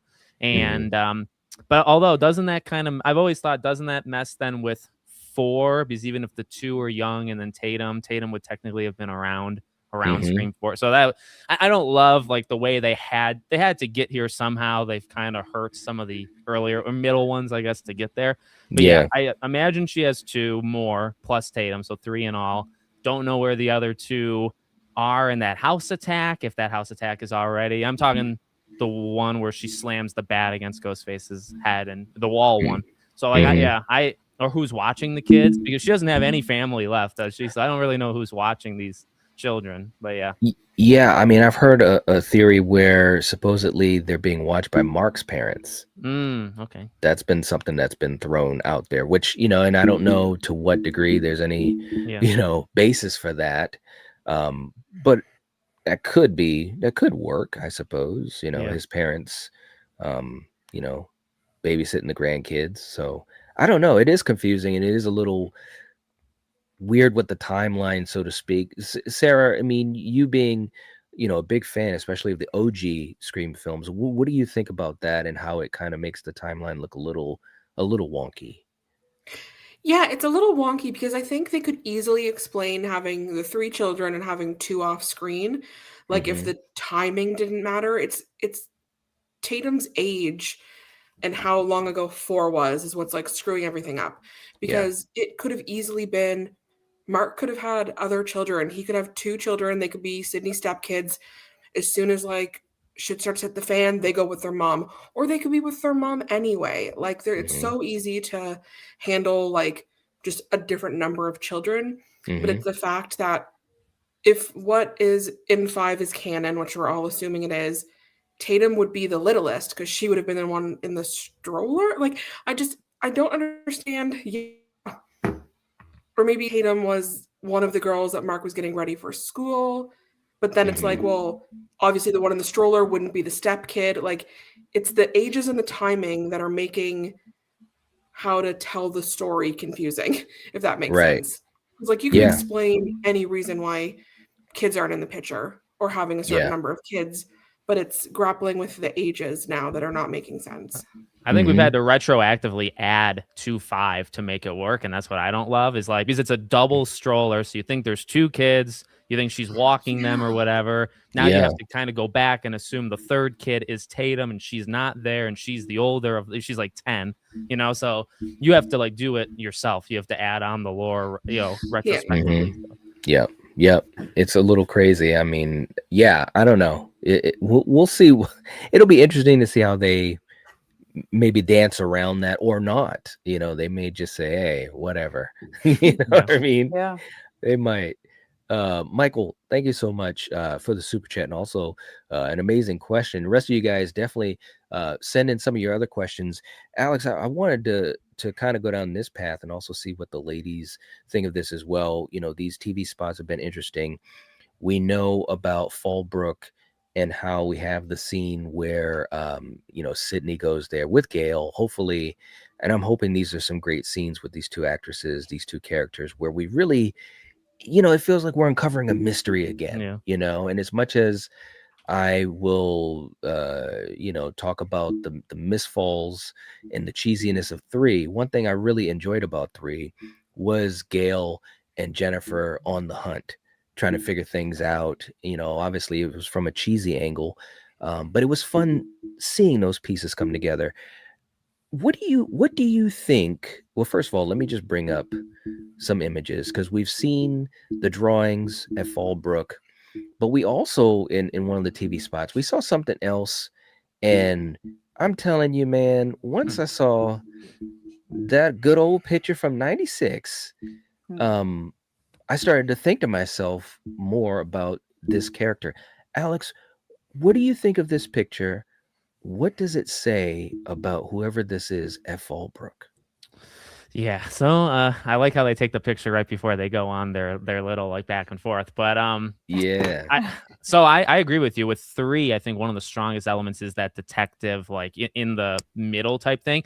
What I actually think could be, because I'm thinking for 7, it's very possible that they're leading us on a detour of sorts, but it also will then connect to the ending where we're almost going to place blame the wrong way, but we're going to get close. And so like to connect it, like that picture, I feel like that's where they're going to introduce this like obsessed, crazy, kind of angle. And then eventually that'll maybe get us looking one way. And then if and when Anna Camp is like the final Ghostface, that's how they would connect it, much like 3, right? 3, so much of that middle investigation with Carrie Fisher even, right, was getting you to look at Milton, and then that eventually leads you to Roman, right? But it still connects. Right. It connects her mom. It connects the Hollywood kind of theme and angle that movie is playing with. So that's kind of how I think they'll.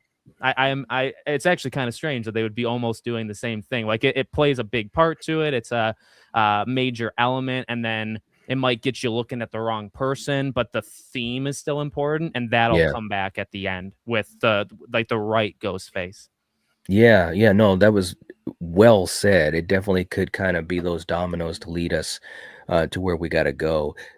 Julie, let me go to you next. I mean, what do you, first of all, did you see this in the TV spot, and what do you think that this might reveal?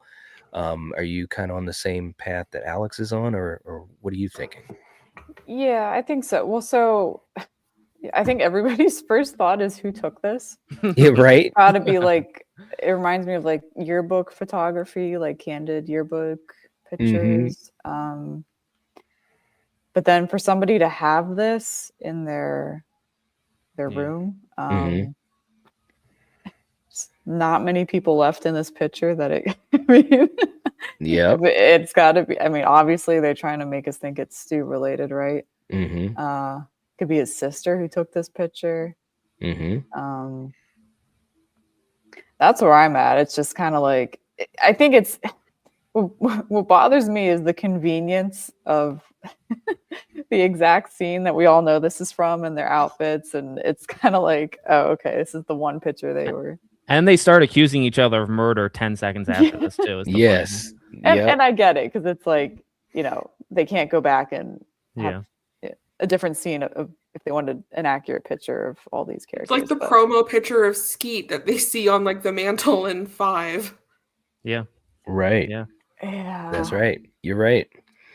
So it is very, very interesting to me. Sarah, what are your thoughts on this? And what does it say about this person? Like, does this get you any closer to knowing or guessing who this person is that has this picture? Yeah, I kind of went down the same path as Julie. I'm like, well, this is one of two things. It's the person who took the photo who would have been at the school with them, or it's a photo that would have been from like the yearbook or the school paper, and somebody would have had to have like access to get that, because it doesn't look like it's something that's been cut out. It looks like it's like the actual photo. Yes. So it could either actually be someone from the past or just someone who was obsessive enough to find the means to get like the old film. But I still think it has to be someone from the past. But kind of like Alex also said, like, it's probably like pointing the finger at somebody to try to like deflect from the actual killer. So I don't know. This is something that I saw. I thought it was cool. And I just kind of thought about how the person would have accessed this, but not really what any motive behind it would be. Yeah, no, I agree. I mean, and to me, it makes me think, okay, like you guys said, it's the person that took this picture, or was able to get it, but who took the picture and why, what's the connection? Now, do you guys think, obviously we're going to get to the in your face possibility in a few minutes. I think that's kind of where we'll park the discussion as we head towards the ending of this. But do you guys think that this is someone that was back in 96, for whatever reason is obsessed or whatever, has some type of connection to Sidney or to Stu or to Randy or whoever, and they're going to be revealed in this movie? So obviously it's someone that we've never seen. Maybe we've heard of them or what have you. Alex, I'll start with you. I mean, where do you think that this will lead to a big answer, I guess, is my question. And if so, who? So it's tough. It's honestly, because I think it's more like a 50-50, like, because I feel like the easy thing would be they really want you to believe it's Stu, and then it's going to be somebody obsessed with that time and that era / Stu, or whatever. So like they want you to believe it's somebody from that era, but it's actually, but the interesting thing with Anna Camp is she's still like, she's 43, I think, in real life. Like she's a little bit younger, but you could, again, play around with ages and kind of get her to say in the monologue that she was back then. You know what I mean? So kind of with her age, you have the option to be, she's obsessed and she was like one generation, she was like 10 years too young, or you could just make it up and say, oh yeah, I was part of that school and I was there.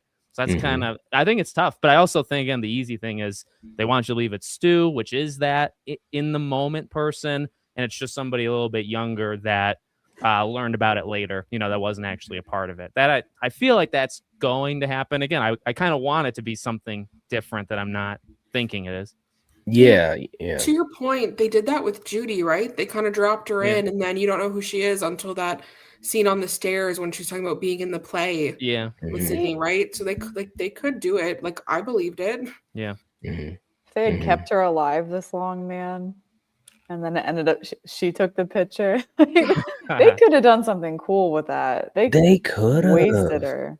I agree. I think her death, they didn't need to do it. I mean, it was an exciting moment because she's racing home to get to Wes and all of that. And it was kind of like, she got there and I'm like, go, save him. And then boom, she gets attacked and killed. It's like, oh shit, that was a gut punch, literally. But I really loved that character so much. And it was kind of a sad way to see her go.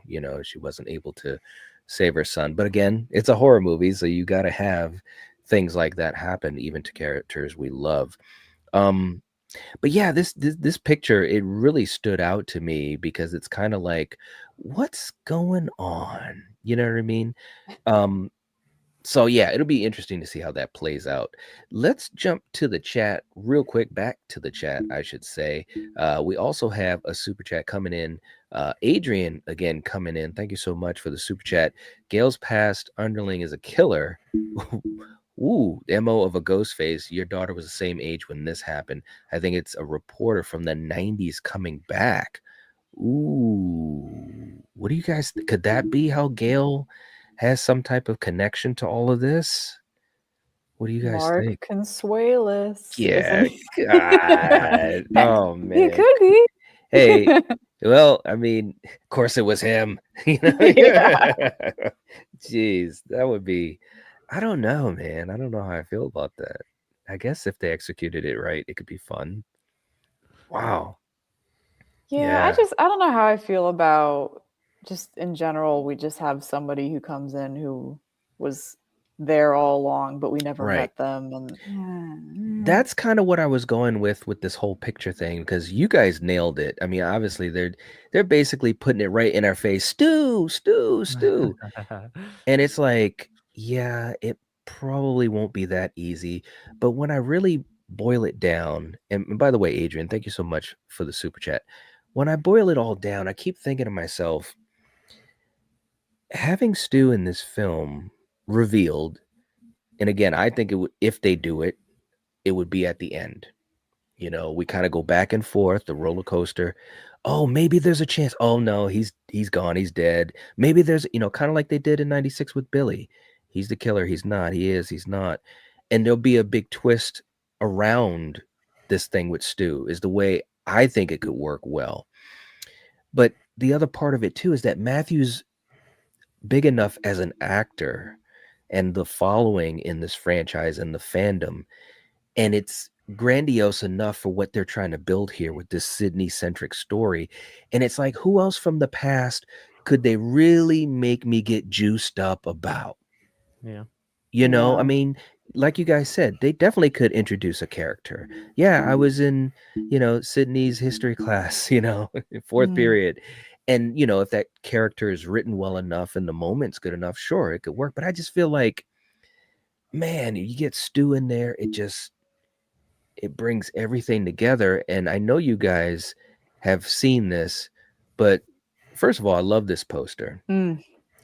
That's the one. Yep. I was saying this might be maybe beside the original, my favorite poster in the franchise. It just looks so cool, and maybe that's recency bias, but it just looks friggin' cool. But the thing that I noticed when this first came out, we got Nev, Isabel, Jasmine, Mason, and then we got Matthew Lillard on the poster. Why? He's ahead of Joel. You're right. Narrow shoulders Joel and Courteney Cox. Oh, do you see what I'm saying? Yeah. So my question to you guys, I'm just saying, why would you put Matthew Lillard's name that far ahead? And why would you even put it on the poster if he's just going to be in a quick scene? It's either deep fake AI type of stuff, whatever. Maybe it's a 2-minute flashback, whatever we, at least the Stew Truthers, fear it could be. If that was the case, why put his name on the poster? You don't have David Arquette's name on the poster. You don't have Scott Foley's name on the poster. So why do we have Matthew? I know some people in the chat are like, stop it, he's dead. Yeah, but in front of Courteney Cox is crazy. Right? Did you guys realize that? Did you guys see No, that? I didn't realize that until just now. I knew he was far up in the poster, but it didn't click that he was in front of her. I'm just saying it's crazy. I mean, Sarah, what do you think? Take us to church. I mean, why would they do this? This could be the greatest case of trolling your fandom ever. And that's true. Maybe we are being so trolled. But I just think to myself, why waste all that energy? Just do it. Just do it. Let's have a fun movie or two and make it a big shindig. You know what I actually think it is? So my brain went a couple directions. So I saw it on the trailer, or on the poster rather, and I immediately was like, Steven would be losing his mind. Yep. This would be the greatest day. Like, he'd be pumping out videos. He'd have that thing framed on his wall. He would be selling Stew Train tickets. It'd be a party. I would have gotten that poster for him. I'd have been like, "Well, I'm getting that poster for you, brother." Yeah. I didn't realize it was the head of Courteney, so I was also shocked with Julie because I saw his name and that was it. I didn't look to see who else was there. Honestly, I think it's on there because Five Nights at Freddy's is so huge and his name is going to pull in people. Like people who aren't familiar with the franchise or younger people. They're going to see Matthew Lillard. It's going to go to Five Nights at Freddy's and they're going to sell more tickets. But yeah. Do you think he's in this as much as he is in Five Nights at Freddy's? He's in those movies for 4 minutes as well. The second one. Yeah. Part of me, like, I do have hope because he's on the poster. I'm like, oh my God, what could this mean? This is incredible. But then the more cynical part of me is like, it's probably because the kids recognize his name now. And they're going to say, hey, Mom, Dad, you took me to Five Nights at Freddy's with Matthew Lillard. Take me to Scream 7. Could be tricking it. It could be they're also just playing with us. Could be. Yeah, it could be. But again, I'm just thinking to myself, you putting a lot of energy into this, man.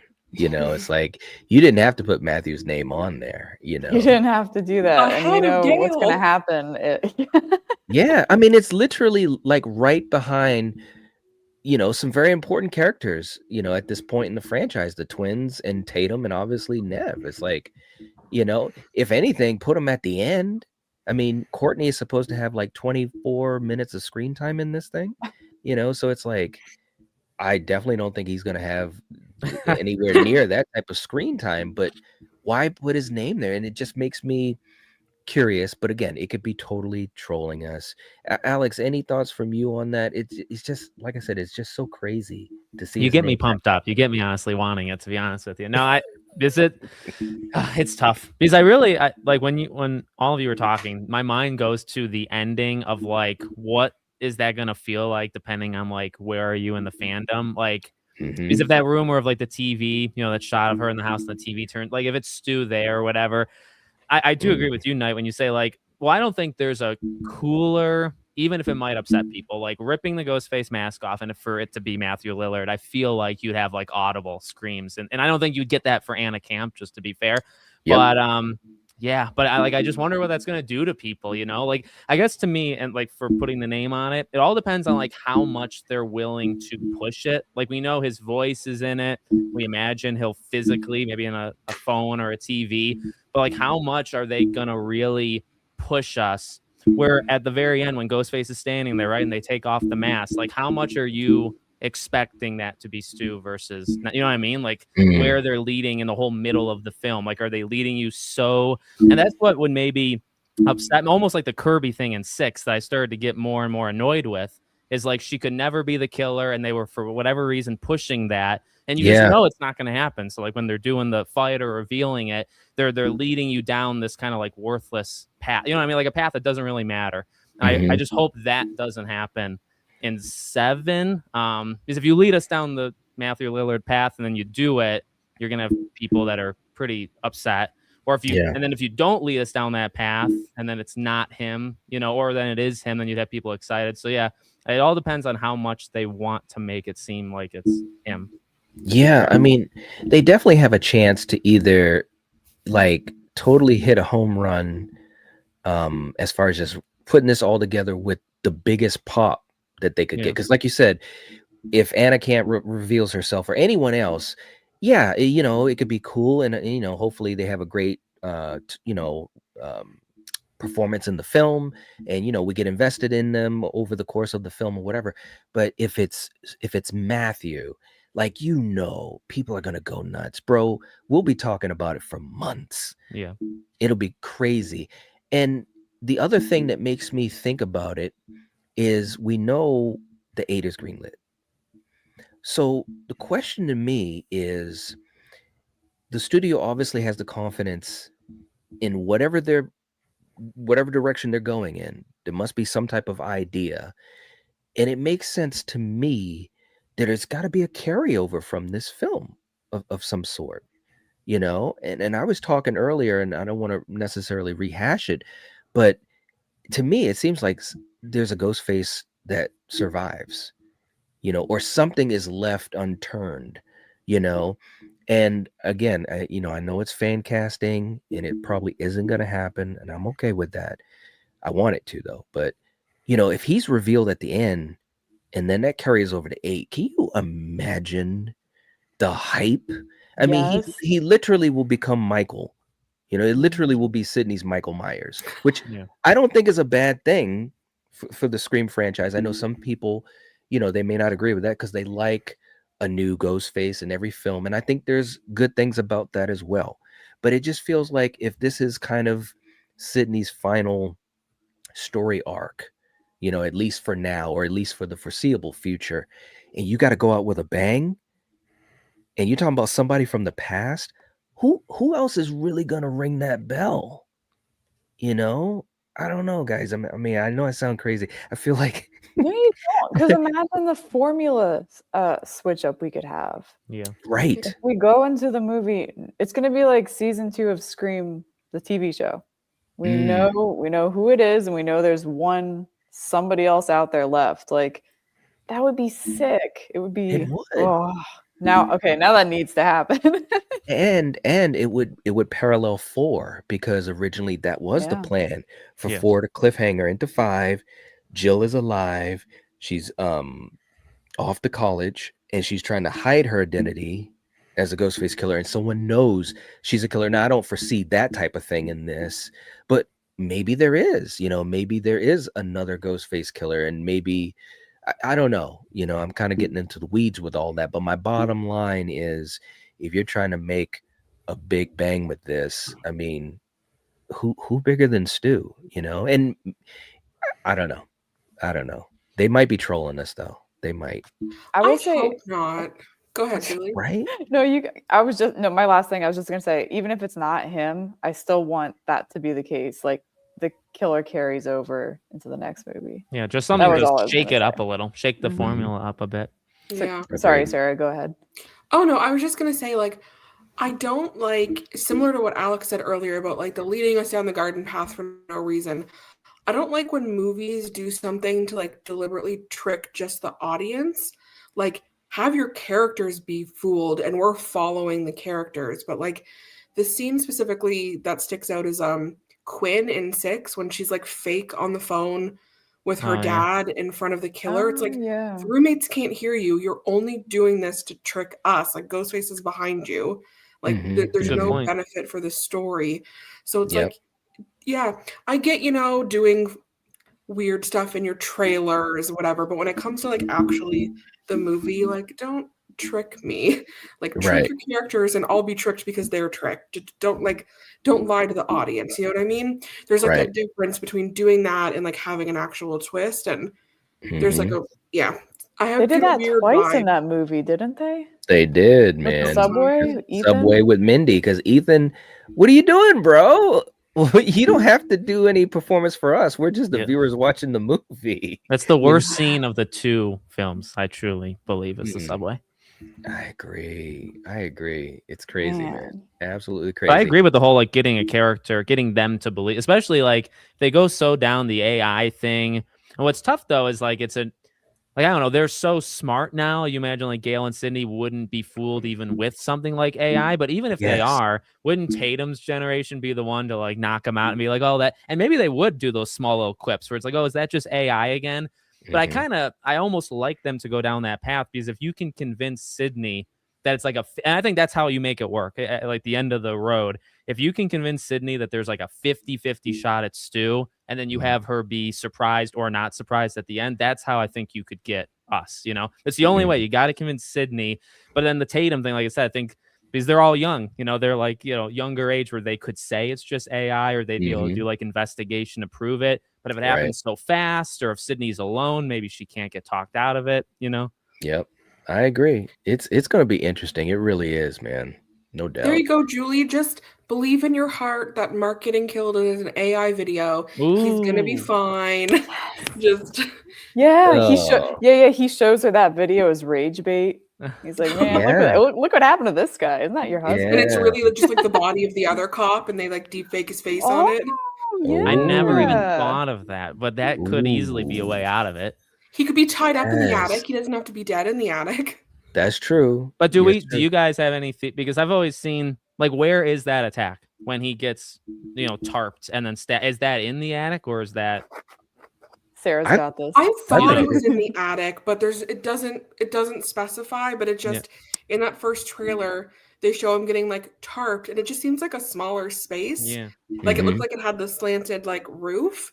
And then you immediately cut to like the Ghostface jumping down. So my brain just assumed this was the attic. And then I ran with like a Black Christmas theme. But like we actually don't know. It could be in the basement. It could be in a shed. But then doesn't he have the mark on his head? He has like the cut. So does he get attacked twice, I guess is the question. That's a good question. Because he's kneeling down first and investigating something. And that's because they showed that in the trailer, right? And that makes it seem like it's maybe, and I agree, like, as he's walking, it does look like an attic, but he's got the mark. So that's why I don't understand the like when they get the scene where he stabs the wall. I don't know how to place that. Like, is that after they relocate, or it's before, after? Are the two other girls there? Is Mark stabbed to death, or was he just in? Because I would imagine he gets hit, and that's how that mark happens. Then he stabs the wall, and then he dies later, but why would he be back in the attic? So like I'm confused of that like 20-minute to 40-minute segment of the movie. That's I love that, by the way. I don't want to know. Is all of the footage even going to be used? Is it Kyle Gallner Ghostface in the alley again? Right, that's true. What will it all be used? That I didn't even really think about it that much. All those different angles of him getting it under the plastic. Right. We don't even see half of them. Can't use them all. You can't. Real quick too, Hollywood guys coming back in. Thank you so much, man. Saying I think that Tatum is the oldest child. The other two could be adopted, or maybe since Sidney had relations with Billy, who knows? It could be. That's a good point. I mean, there's 1,000, like you were saying too, Sarah, and all of you guys. There's a lot of different ways that they could make this work. It's kind of too bad they gotta, you know, piecemeal it together a little bit, but they could figure it out, no doubt. I agree, Hollywood guy. Absolutely. Senior Wilson coming in. What's going on? Good to see you. Hope you're doing well. Hannah will be found hanging in the theater just before the reveal by Sid and Tatum, then open her eyes and laugh, revealing she's a ghost face. Bank on it. Ooh. Oh, do we think that could happen? You got to explain that blood dripping from the thing behind me here, because he looks this way to this way, and there's blood freaking dripping from the sky in the one TV spot of this. So you'd have to explain the blood in order to get me to believe that. Yeah, Sarah, who's Anna? Hannah? Which actress? It's not McKenna Grace, is it? Yeah, McKenna. It's supposed to be McKenna. Oh, it is? Okay. Yeah. So that I saw that picture. I don't think that's her. Do you guys all think that's her? Yeah. Well, I'm gonna tell you. Yeah, I think Don't think so. that looks like her hair, but Who? Okay, well, who could it be besides her? Can't be Celeste O'Connor. Can't be Tatum, and everybody else is too old. So it's just a random person, not even on that poster. Then. Yeah, because Mm. McKenna Grace's hair is like way longer unless she gets a haircut in the Yeah. movie. But she's person- acting. It's a theater thing, right? So she's dressed up. So her hair would be different Oh. too. But like I'm like literally look at the bottom. What Yeah. girl could it possibly be? could be someone Right. not on here. Yeah. Maybe. Could be Anna Camp. It looked like shorter curly hair, but you're right. It could be a costume wig or something. It's just Yeah, I it don't could know be who winners. like and then you have her screaming in that one TV spot where she says like what the and they cut her before she said and she Yeah. and her hair is like wind as if she's dangling in that one, Yeah. I'd like it to Yeah. not be her because I think that's the most blatantly like the Mark one is so close to like it, but Yeah. if that is a real thing that happens in the movie, they showed her already dead. Like that I shot would be her know. already. So Hate that would that. be such an obvious reveal that I would like them to not do. I agree. Like it's like don't show us everything, guys. Poor McKenna. We're in the bad area again. You know, she went They're doing from this again. yeah, she went from hey, she's a Ghostface killer to no, there's a lot of history against her. And it's not looking good for This her. was a cool visual when you showed this the other night. I had right? not seen this before. I'm just saying it doesn't look good for Hannah if Yeah. if you catch my drift. But yeah, we'll see how it goes, man. We'll see how it goes. Thank you so much for that super chat and also bringing us down. Yeah, I love it. I absolutely love it. Let's see who else we have in here. I just want to make sure I'm not forgetting anybody. We got Zork coming in. Since it's obvious Roman will probably be a dream sequence, what do you think the dream will entail? If it's just generic taunting, that'll be lame. Yeah, Alex, I mean, what are we thinking about Roman? I mean, is it going to be a dream? Is it a flashback? Is it just Scott's voice? Which I think that's what would be lame. At least a dream, I could see him. It's because I'm trying to go based off like the interviews of how because he says he was on set, he got to see everything.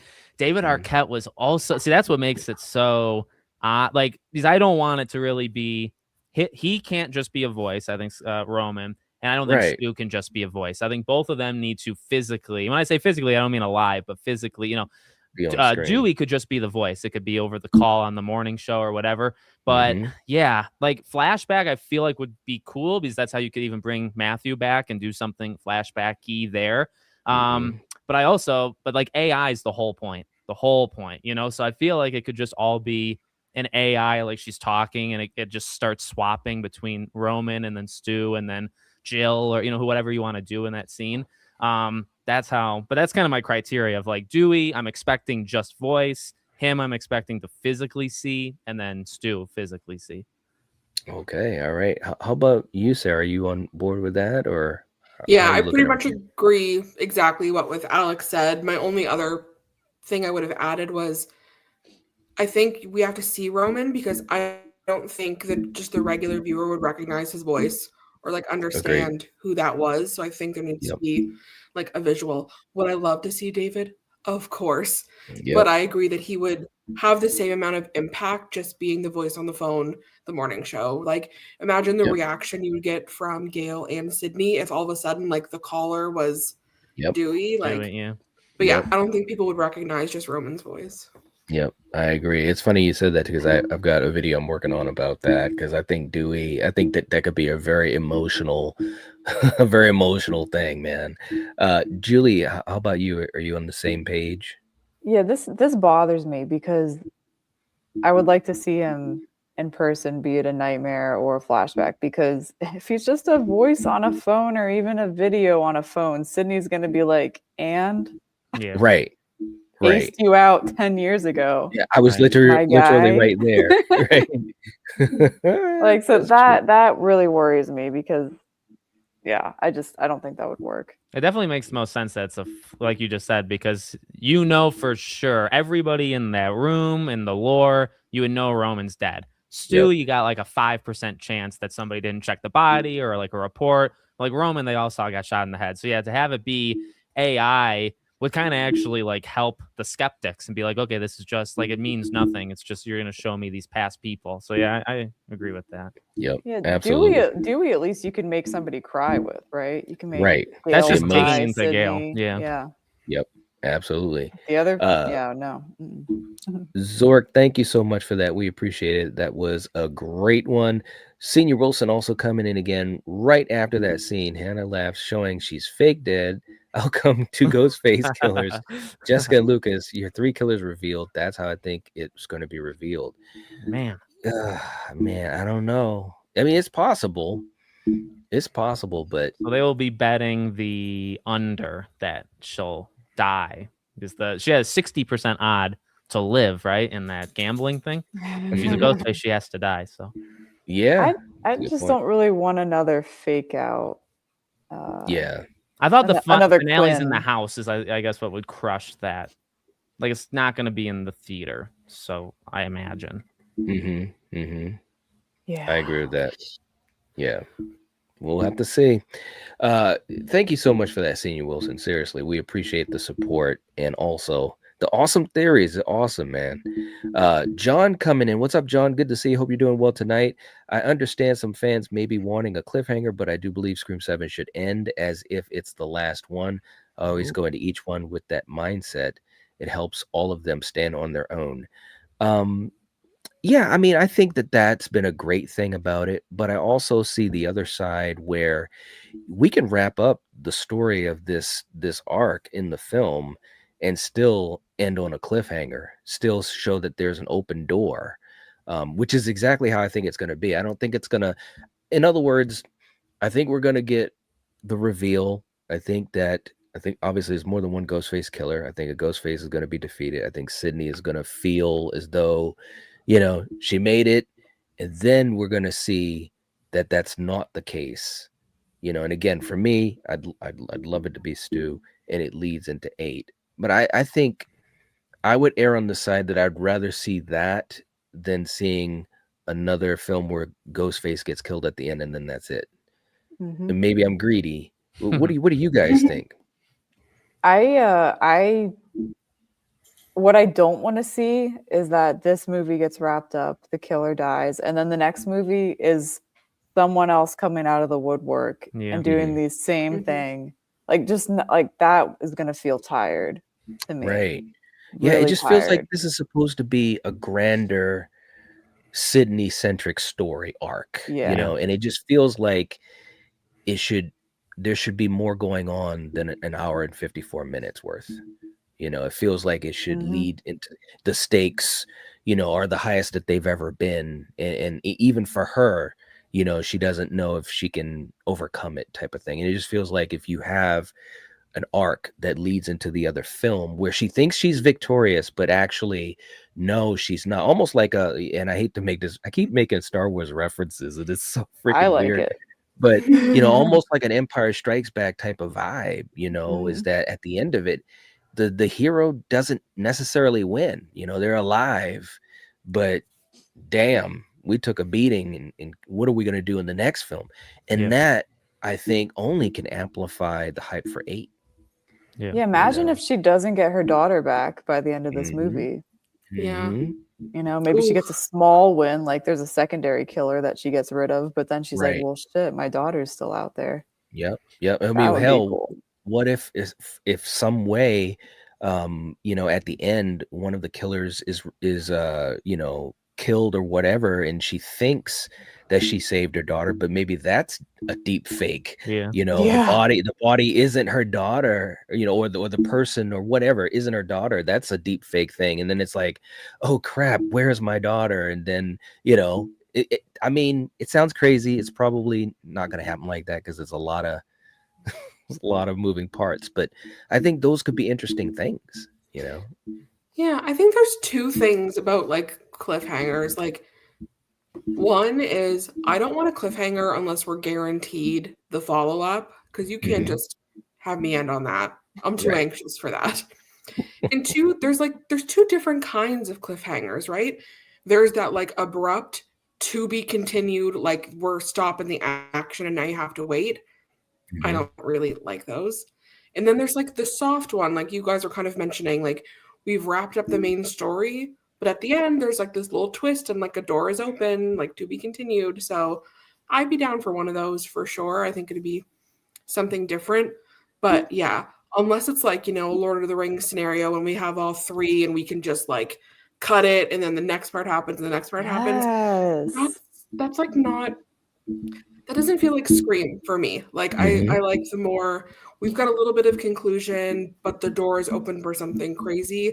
I don't want to be left just like completely on a cliffhanger where especially like, I know 8 is greenlit, but like until someone is like, we're filming, here's promotional material, I'm too anxious for that. Yeah, imagine if this bombs, right? Yeah. Worst case scenario, this thing completely tanks, and then they're like, "Uh-oh." Yeah. Right. Do we? What do we do now, guys? That being said, I want like a crazy hook at the end of this one, but I'll take my chances. I think it was, you guys nailed it. Like the bigger the cliffhanger is, the more positive you have to continue. You have to be very sure you can keep going. I would say Pirates too. Pirates of the Caribbean 2 also ends where you needed 3. Yeah. Otherwise, like if that movie bombs, it's horrible because it just doesn't make sense. So yeah, that's I'm with you. Like I want it to be something to elevate it, to not just. I also think of even like the meta kind of phone calls, like did you miss me, stuff like that. And it's like you can do that in 5, and you can have Sidney say things like whatever she says in the car to Gale, right? Where it's like, we're gonna end this like once. You can kind of do that, I guess, knowing that in 6 it's not really her problem, it's more Sam and Tara. But then if you do 7, you do all these, just I've been waiting a long time for this, like, and then 8. What are you going to say if it's 2 years from now? It's just rehashing the exact, you know what I mean? You can't say, did you miss me? You just called like a week ago. So that's, you gotta change it up where that's not like the objective of 8, which would make 8 probably the most different Scream movie. Like, you know what I mean? Like if 7's a huge cliffhanger, it makes 8 the strangest Scream movie we've ever gotten. And that takes a risk too, that they might not be willing to do. I'm into that. Let's do that. Like full action, like an action in terms of like we start like go right into like they don't have to be like grabbed in. The opening of 8 is like they already have the objective from 7. It's not they have to get a call to spring them into something, Right. And that's risky because they've never done anything close to that before. Yep. But again, I think one thing about this franchise is that we got to continue to try to move forward whenever we can. But yet hopefully still feel like a Scream film and feel like it's a part of this universe, because these films are going to go on, I mean, they're going to keep going on as long as they're making money. So you can't keep doing the same thing. You've got to start, trying some different stuff. So, all right. Well, John, thank you so much for that. We appreciate the super chat. It helps us out so much, and a great question. And we appreciate it. Let's see. We got John coming in again. Thank you, John. Saying, do you believe 7 is setting up Tatum to be the new lead for Future, or leading to a final Sidney story similar to the new Halloween films? Ooh, yeah, that's a good question. What do you guys think? I mean, are they going to treat Tatum like Allison in the Halloween trilogy, kind of passing the torch to her? We talked about that a bit, Sarah and Julie, and it's tricky because at some point Sidney's story has to be happy and end, but if her daughter is going to be a part of any Ghostface attacks, Sidney's not going to sit back and be like, you handle it. She's not going to be at a conference in the UK like Miss Samantha's mother, right? God. Like, let Sidney be happy. We don't want her daughter terrorized by Ghostface in the future. Like, just no. Although I love Isabella May, like she'd be a great final girl to follow, but like, that would mean Sidney's daughter is being terrorized, and I don't want that for Sidney. Right. Absolutely right. I agree. I think that's I don't see how they could do that, but what do I know? And look, guys, we also want to remind you guys, because I know we're running late here, Alex. I just looked at the time, and I'm so sorry. A little bit. Yeah, but I want to make sure we're respectful of your time. So, guys, we're going to get ready to start winding down. If you have any other questions, this is the last call for that. And also, if you haven't hit the like button, please do. It helps to support us, lets us know that you enjoy the conversation. And make sure that if you're not already following Alex, make sure you guys are doing that. Subscribe to podcast now. We've had the link in the chat.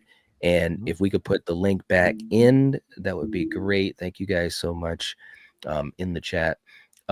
Let's see who else we have. We've got another one coming from Senior Wilson saying it's a theater. Easy. Makeup blood.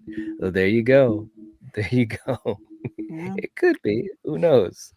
I love it. Paula coming in. Hey, Paula, thank you for the super chat. We appreciate that. Could one of the friend group be adopted by Sidney? If any of them make it. Ooh. The issue is I don't think Tatum's gonna have many friends by the end of this. That's a good point. Yeah. Oh no. According to these trailers and TV spots, it doesn't look Well, yeah, like we see it. her two closest friends, I think, get pretty close in the trailers and TV spots. Heck yeah, I agree. We got DJ coming in saying Gale is only relevant because of Sidney's past, but Sidney doesn't need Gale. Gale's only there to further her career.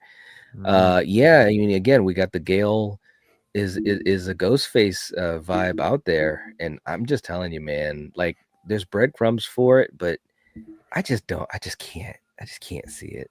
I just can't. It would totally shock the crap out of me, man. They I do don't have to do know. something to push her character a little because They now do. she's been in a 3 movie, I guess 2.5 now, like movie limbo. And she really has kind of been like that for a while. I mean, 4, she was like mentally stuck. 5, kind of all over the place. 6 was kind of, I guess, a mentor, right, of sorts. A connection with Sam. They gotta I don't know. Like I love Gale, and I'm like, I mean, I'm rewatching them like pretty much every week. So she's a great character, and like I'll always take her. But like I Right. just feel, especially 6 and now into 7, she kind of feels like lost, especially in She 7. does. Like, what is her purpose? Is her purpose literally to just help unmask this effort? Like that's it? And then like the Right. Dewey thing's gonna make her mad for like 5 minutes. They got to Right. do something to push her a little, or give her. So I think that's maybe why you have to have a twin survive to maybe make her have a connection there. But she's got no one. Sydney's always kind of been in and out of her life. Now she doesn't have a husband. Like, you know what I mean? She's got nobody in Right. that lore. Yeah. Yeah. It's like when you really step back and think about it, it's kind of crazy, Yeah. you know, where her character has gone. Yeah, it's yeah, they do have to do something. I agree. DJ, thank you so much for that. We appreciate you, man. And DJ is also coming in. Maybe someone found Gale's lost footage from her camera at Stu's house in the original film after the house was on fire. Well, there you go. People have talked about that camera. Maybe. I mean, it's an open door, possibly. I don't know. I don't know if they'll go that way, but it's possible. It wouldn't shock me.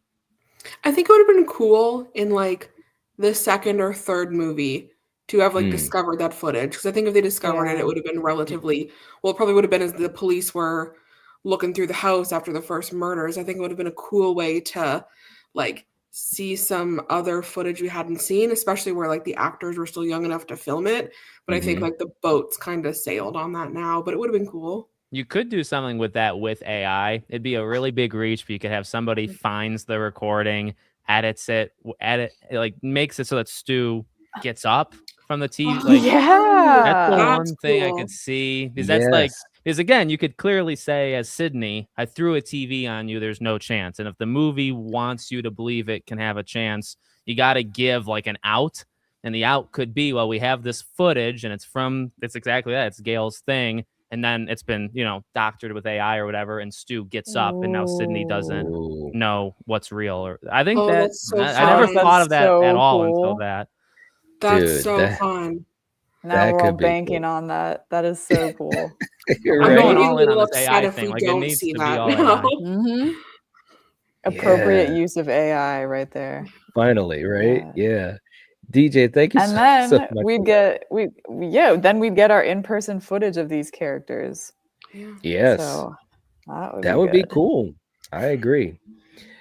Senior Wilson also coming back in. After Sidney kills a Ghostface, the movie ends with Tatum still kidnapped. That Ghostface that got away with her revealed as Stu, who has her BAM credits. Mm. Wow. Yeah, I mean, I think Yep. that would be a great way to do it. That's exactly what I was saying earlier. I think, having an ending where there's that sense of relief and then realizing, oh no, and then boom, like I couldn't imagine being more hyped, for a sequel. Yeah. It'd be awesome. Mhm. Very, very cool. And we got one more super chat here. We got Night Owl. Thank you so much for doing that again, Night Owl. We appreciate you tonight. If they're pulling a Halloween 2018, like many people are saying, it might be the same with continuity. Scream 8 picks up where 7 ended. I mean, they've followed a lot of things from Halloween. There's a lot of parallels, as far as what Tatum might be as a character, just like Allison in the Halloween films. The scene of Michael emerging from the house of fire, and we've got Ghostface doing the same here.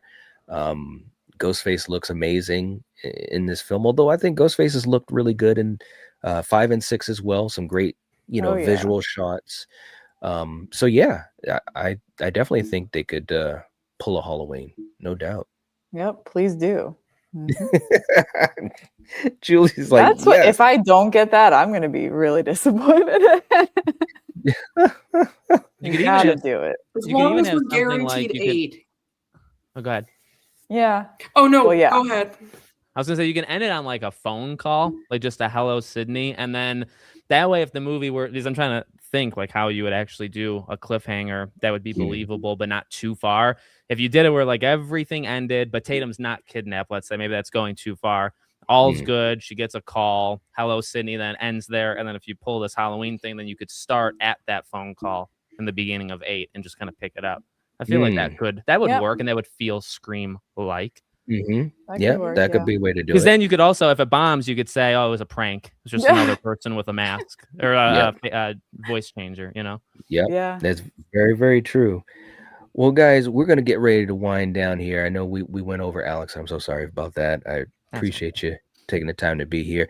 Let me ask one more quick question. I've asked this of the ladies, and ladies, you can jump into. But Alex, right now, the way you're feeling, and after this conversation we had tonight, what's the percentage chance that Stu is alive in the flesh? He's mortally alive in this film. What's your percentage chance of that? 38%. Yeah, I'm not gonna. I was gonna say 50-50, but I don't want to go that high. You got me believing. You got me. There's a strong enough argument that could be made. I'm still gonna say the under. I think, like I said, it's gonna be how upset will we be if they lead us too far to believe it's him and then it's not him at the end. But I kind of want, especially because then I would really want it to be him. The more they push it, the more I'll want it. So yeah, I'll say like mid to high 30% range. Okay. All right. Well, I can dig that. I still think that I don't know. I still want to go with at least like a 60% chance. I really, really do. Well, you could say what's the percent that Stu will be in the final act / monologue, and I would say like 95. Because I almost feel like they can do like if he's on a TV or a phone, he can like start the monologue and then the mask, and they'll continue the monologue. That's how I think they'll do it. Ooh, yeah, I would Like love work that. him into the monologue, because I just feel like that would be cool. It would be a way to like get him to repeat Scream 1 a little, you know what I mean? To get him like kind of chaotic.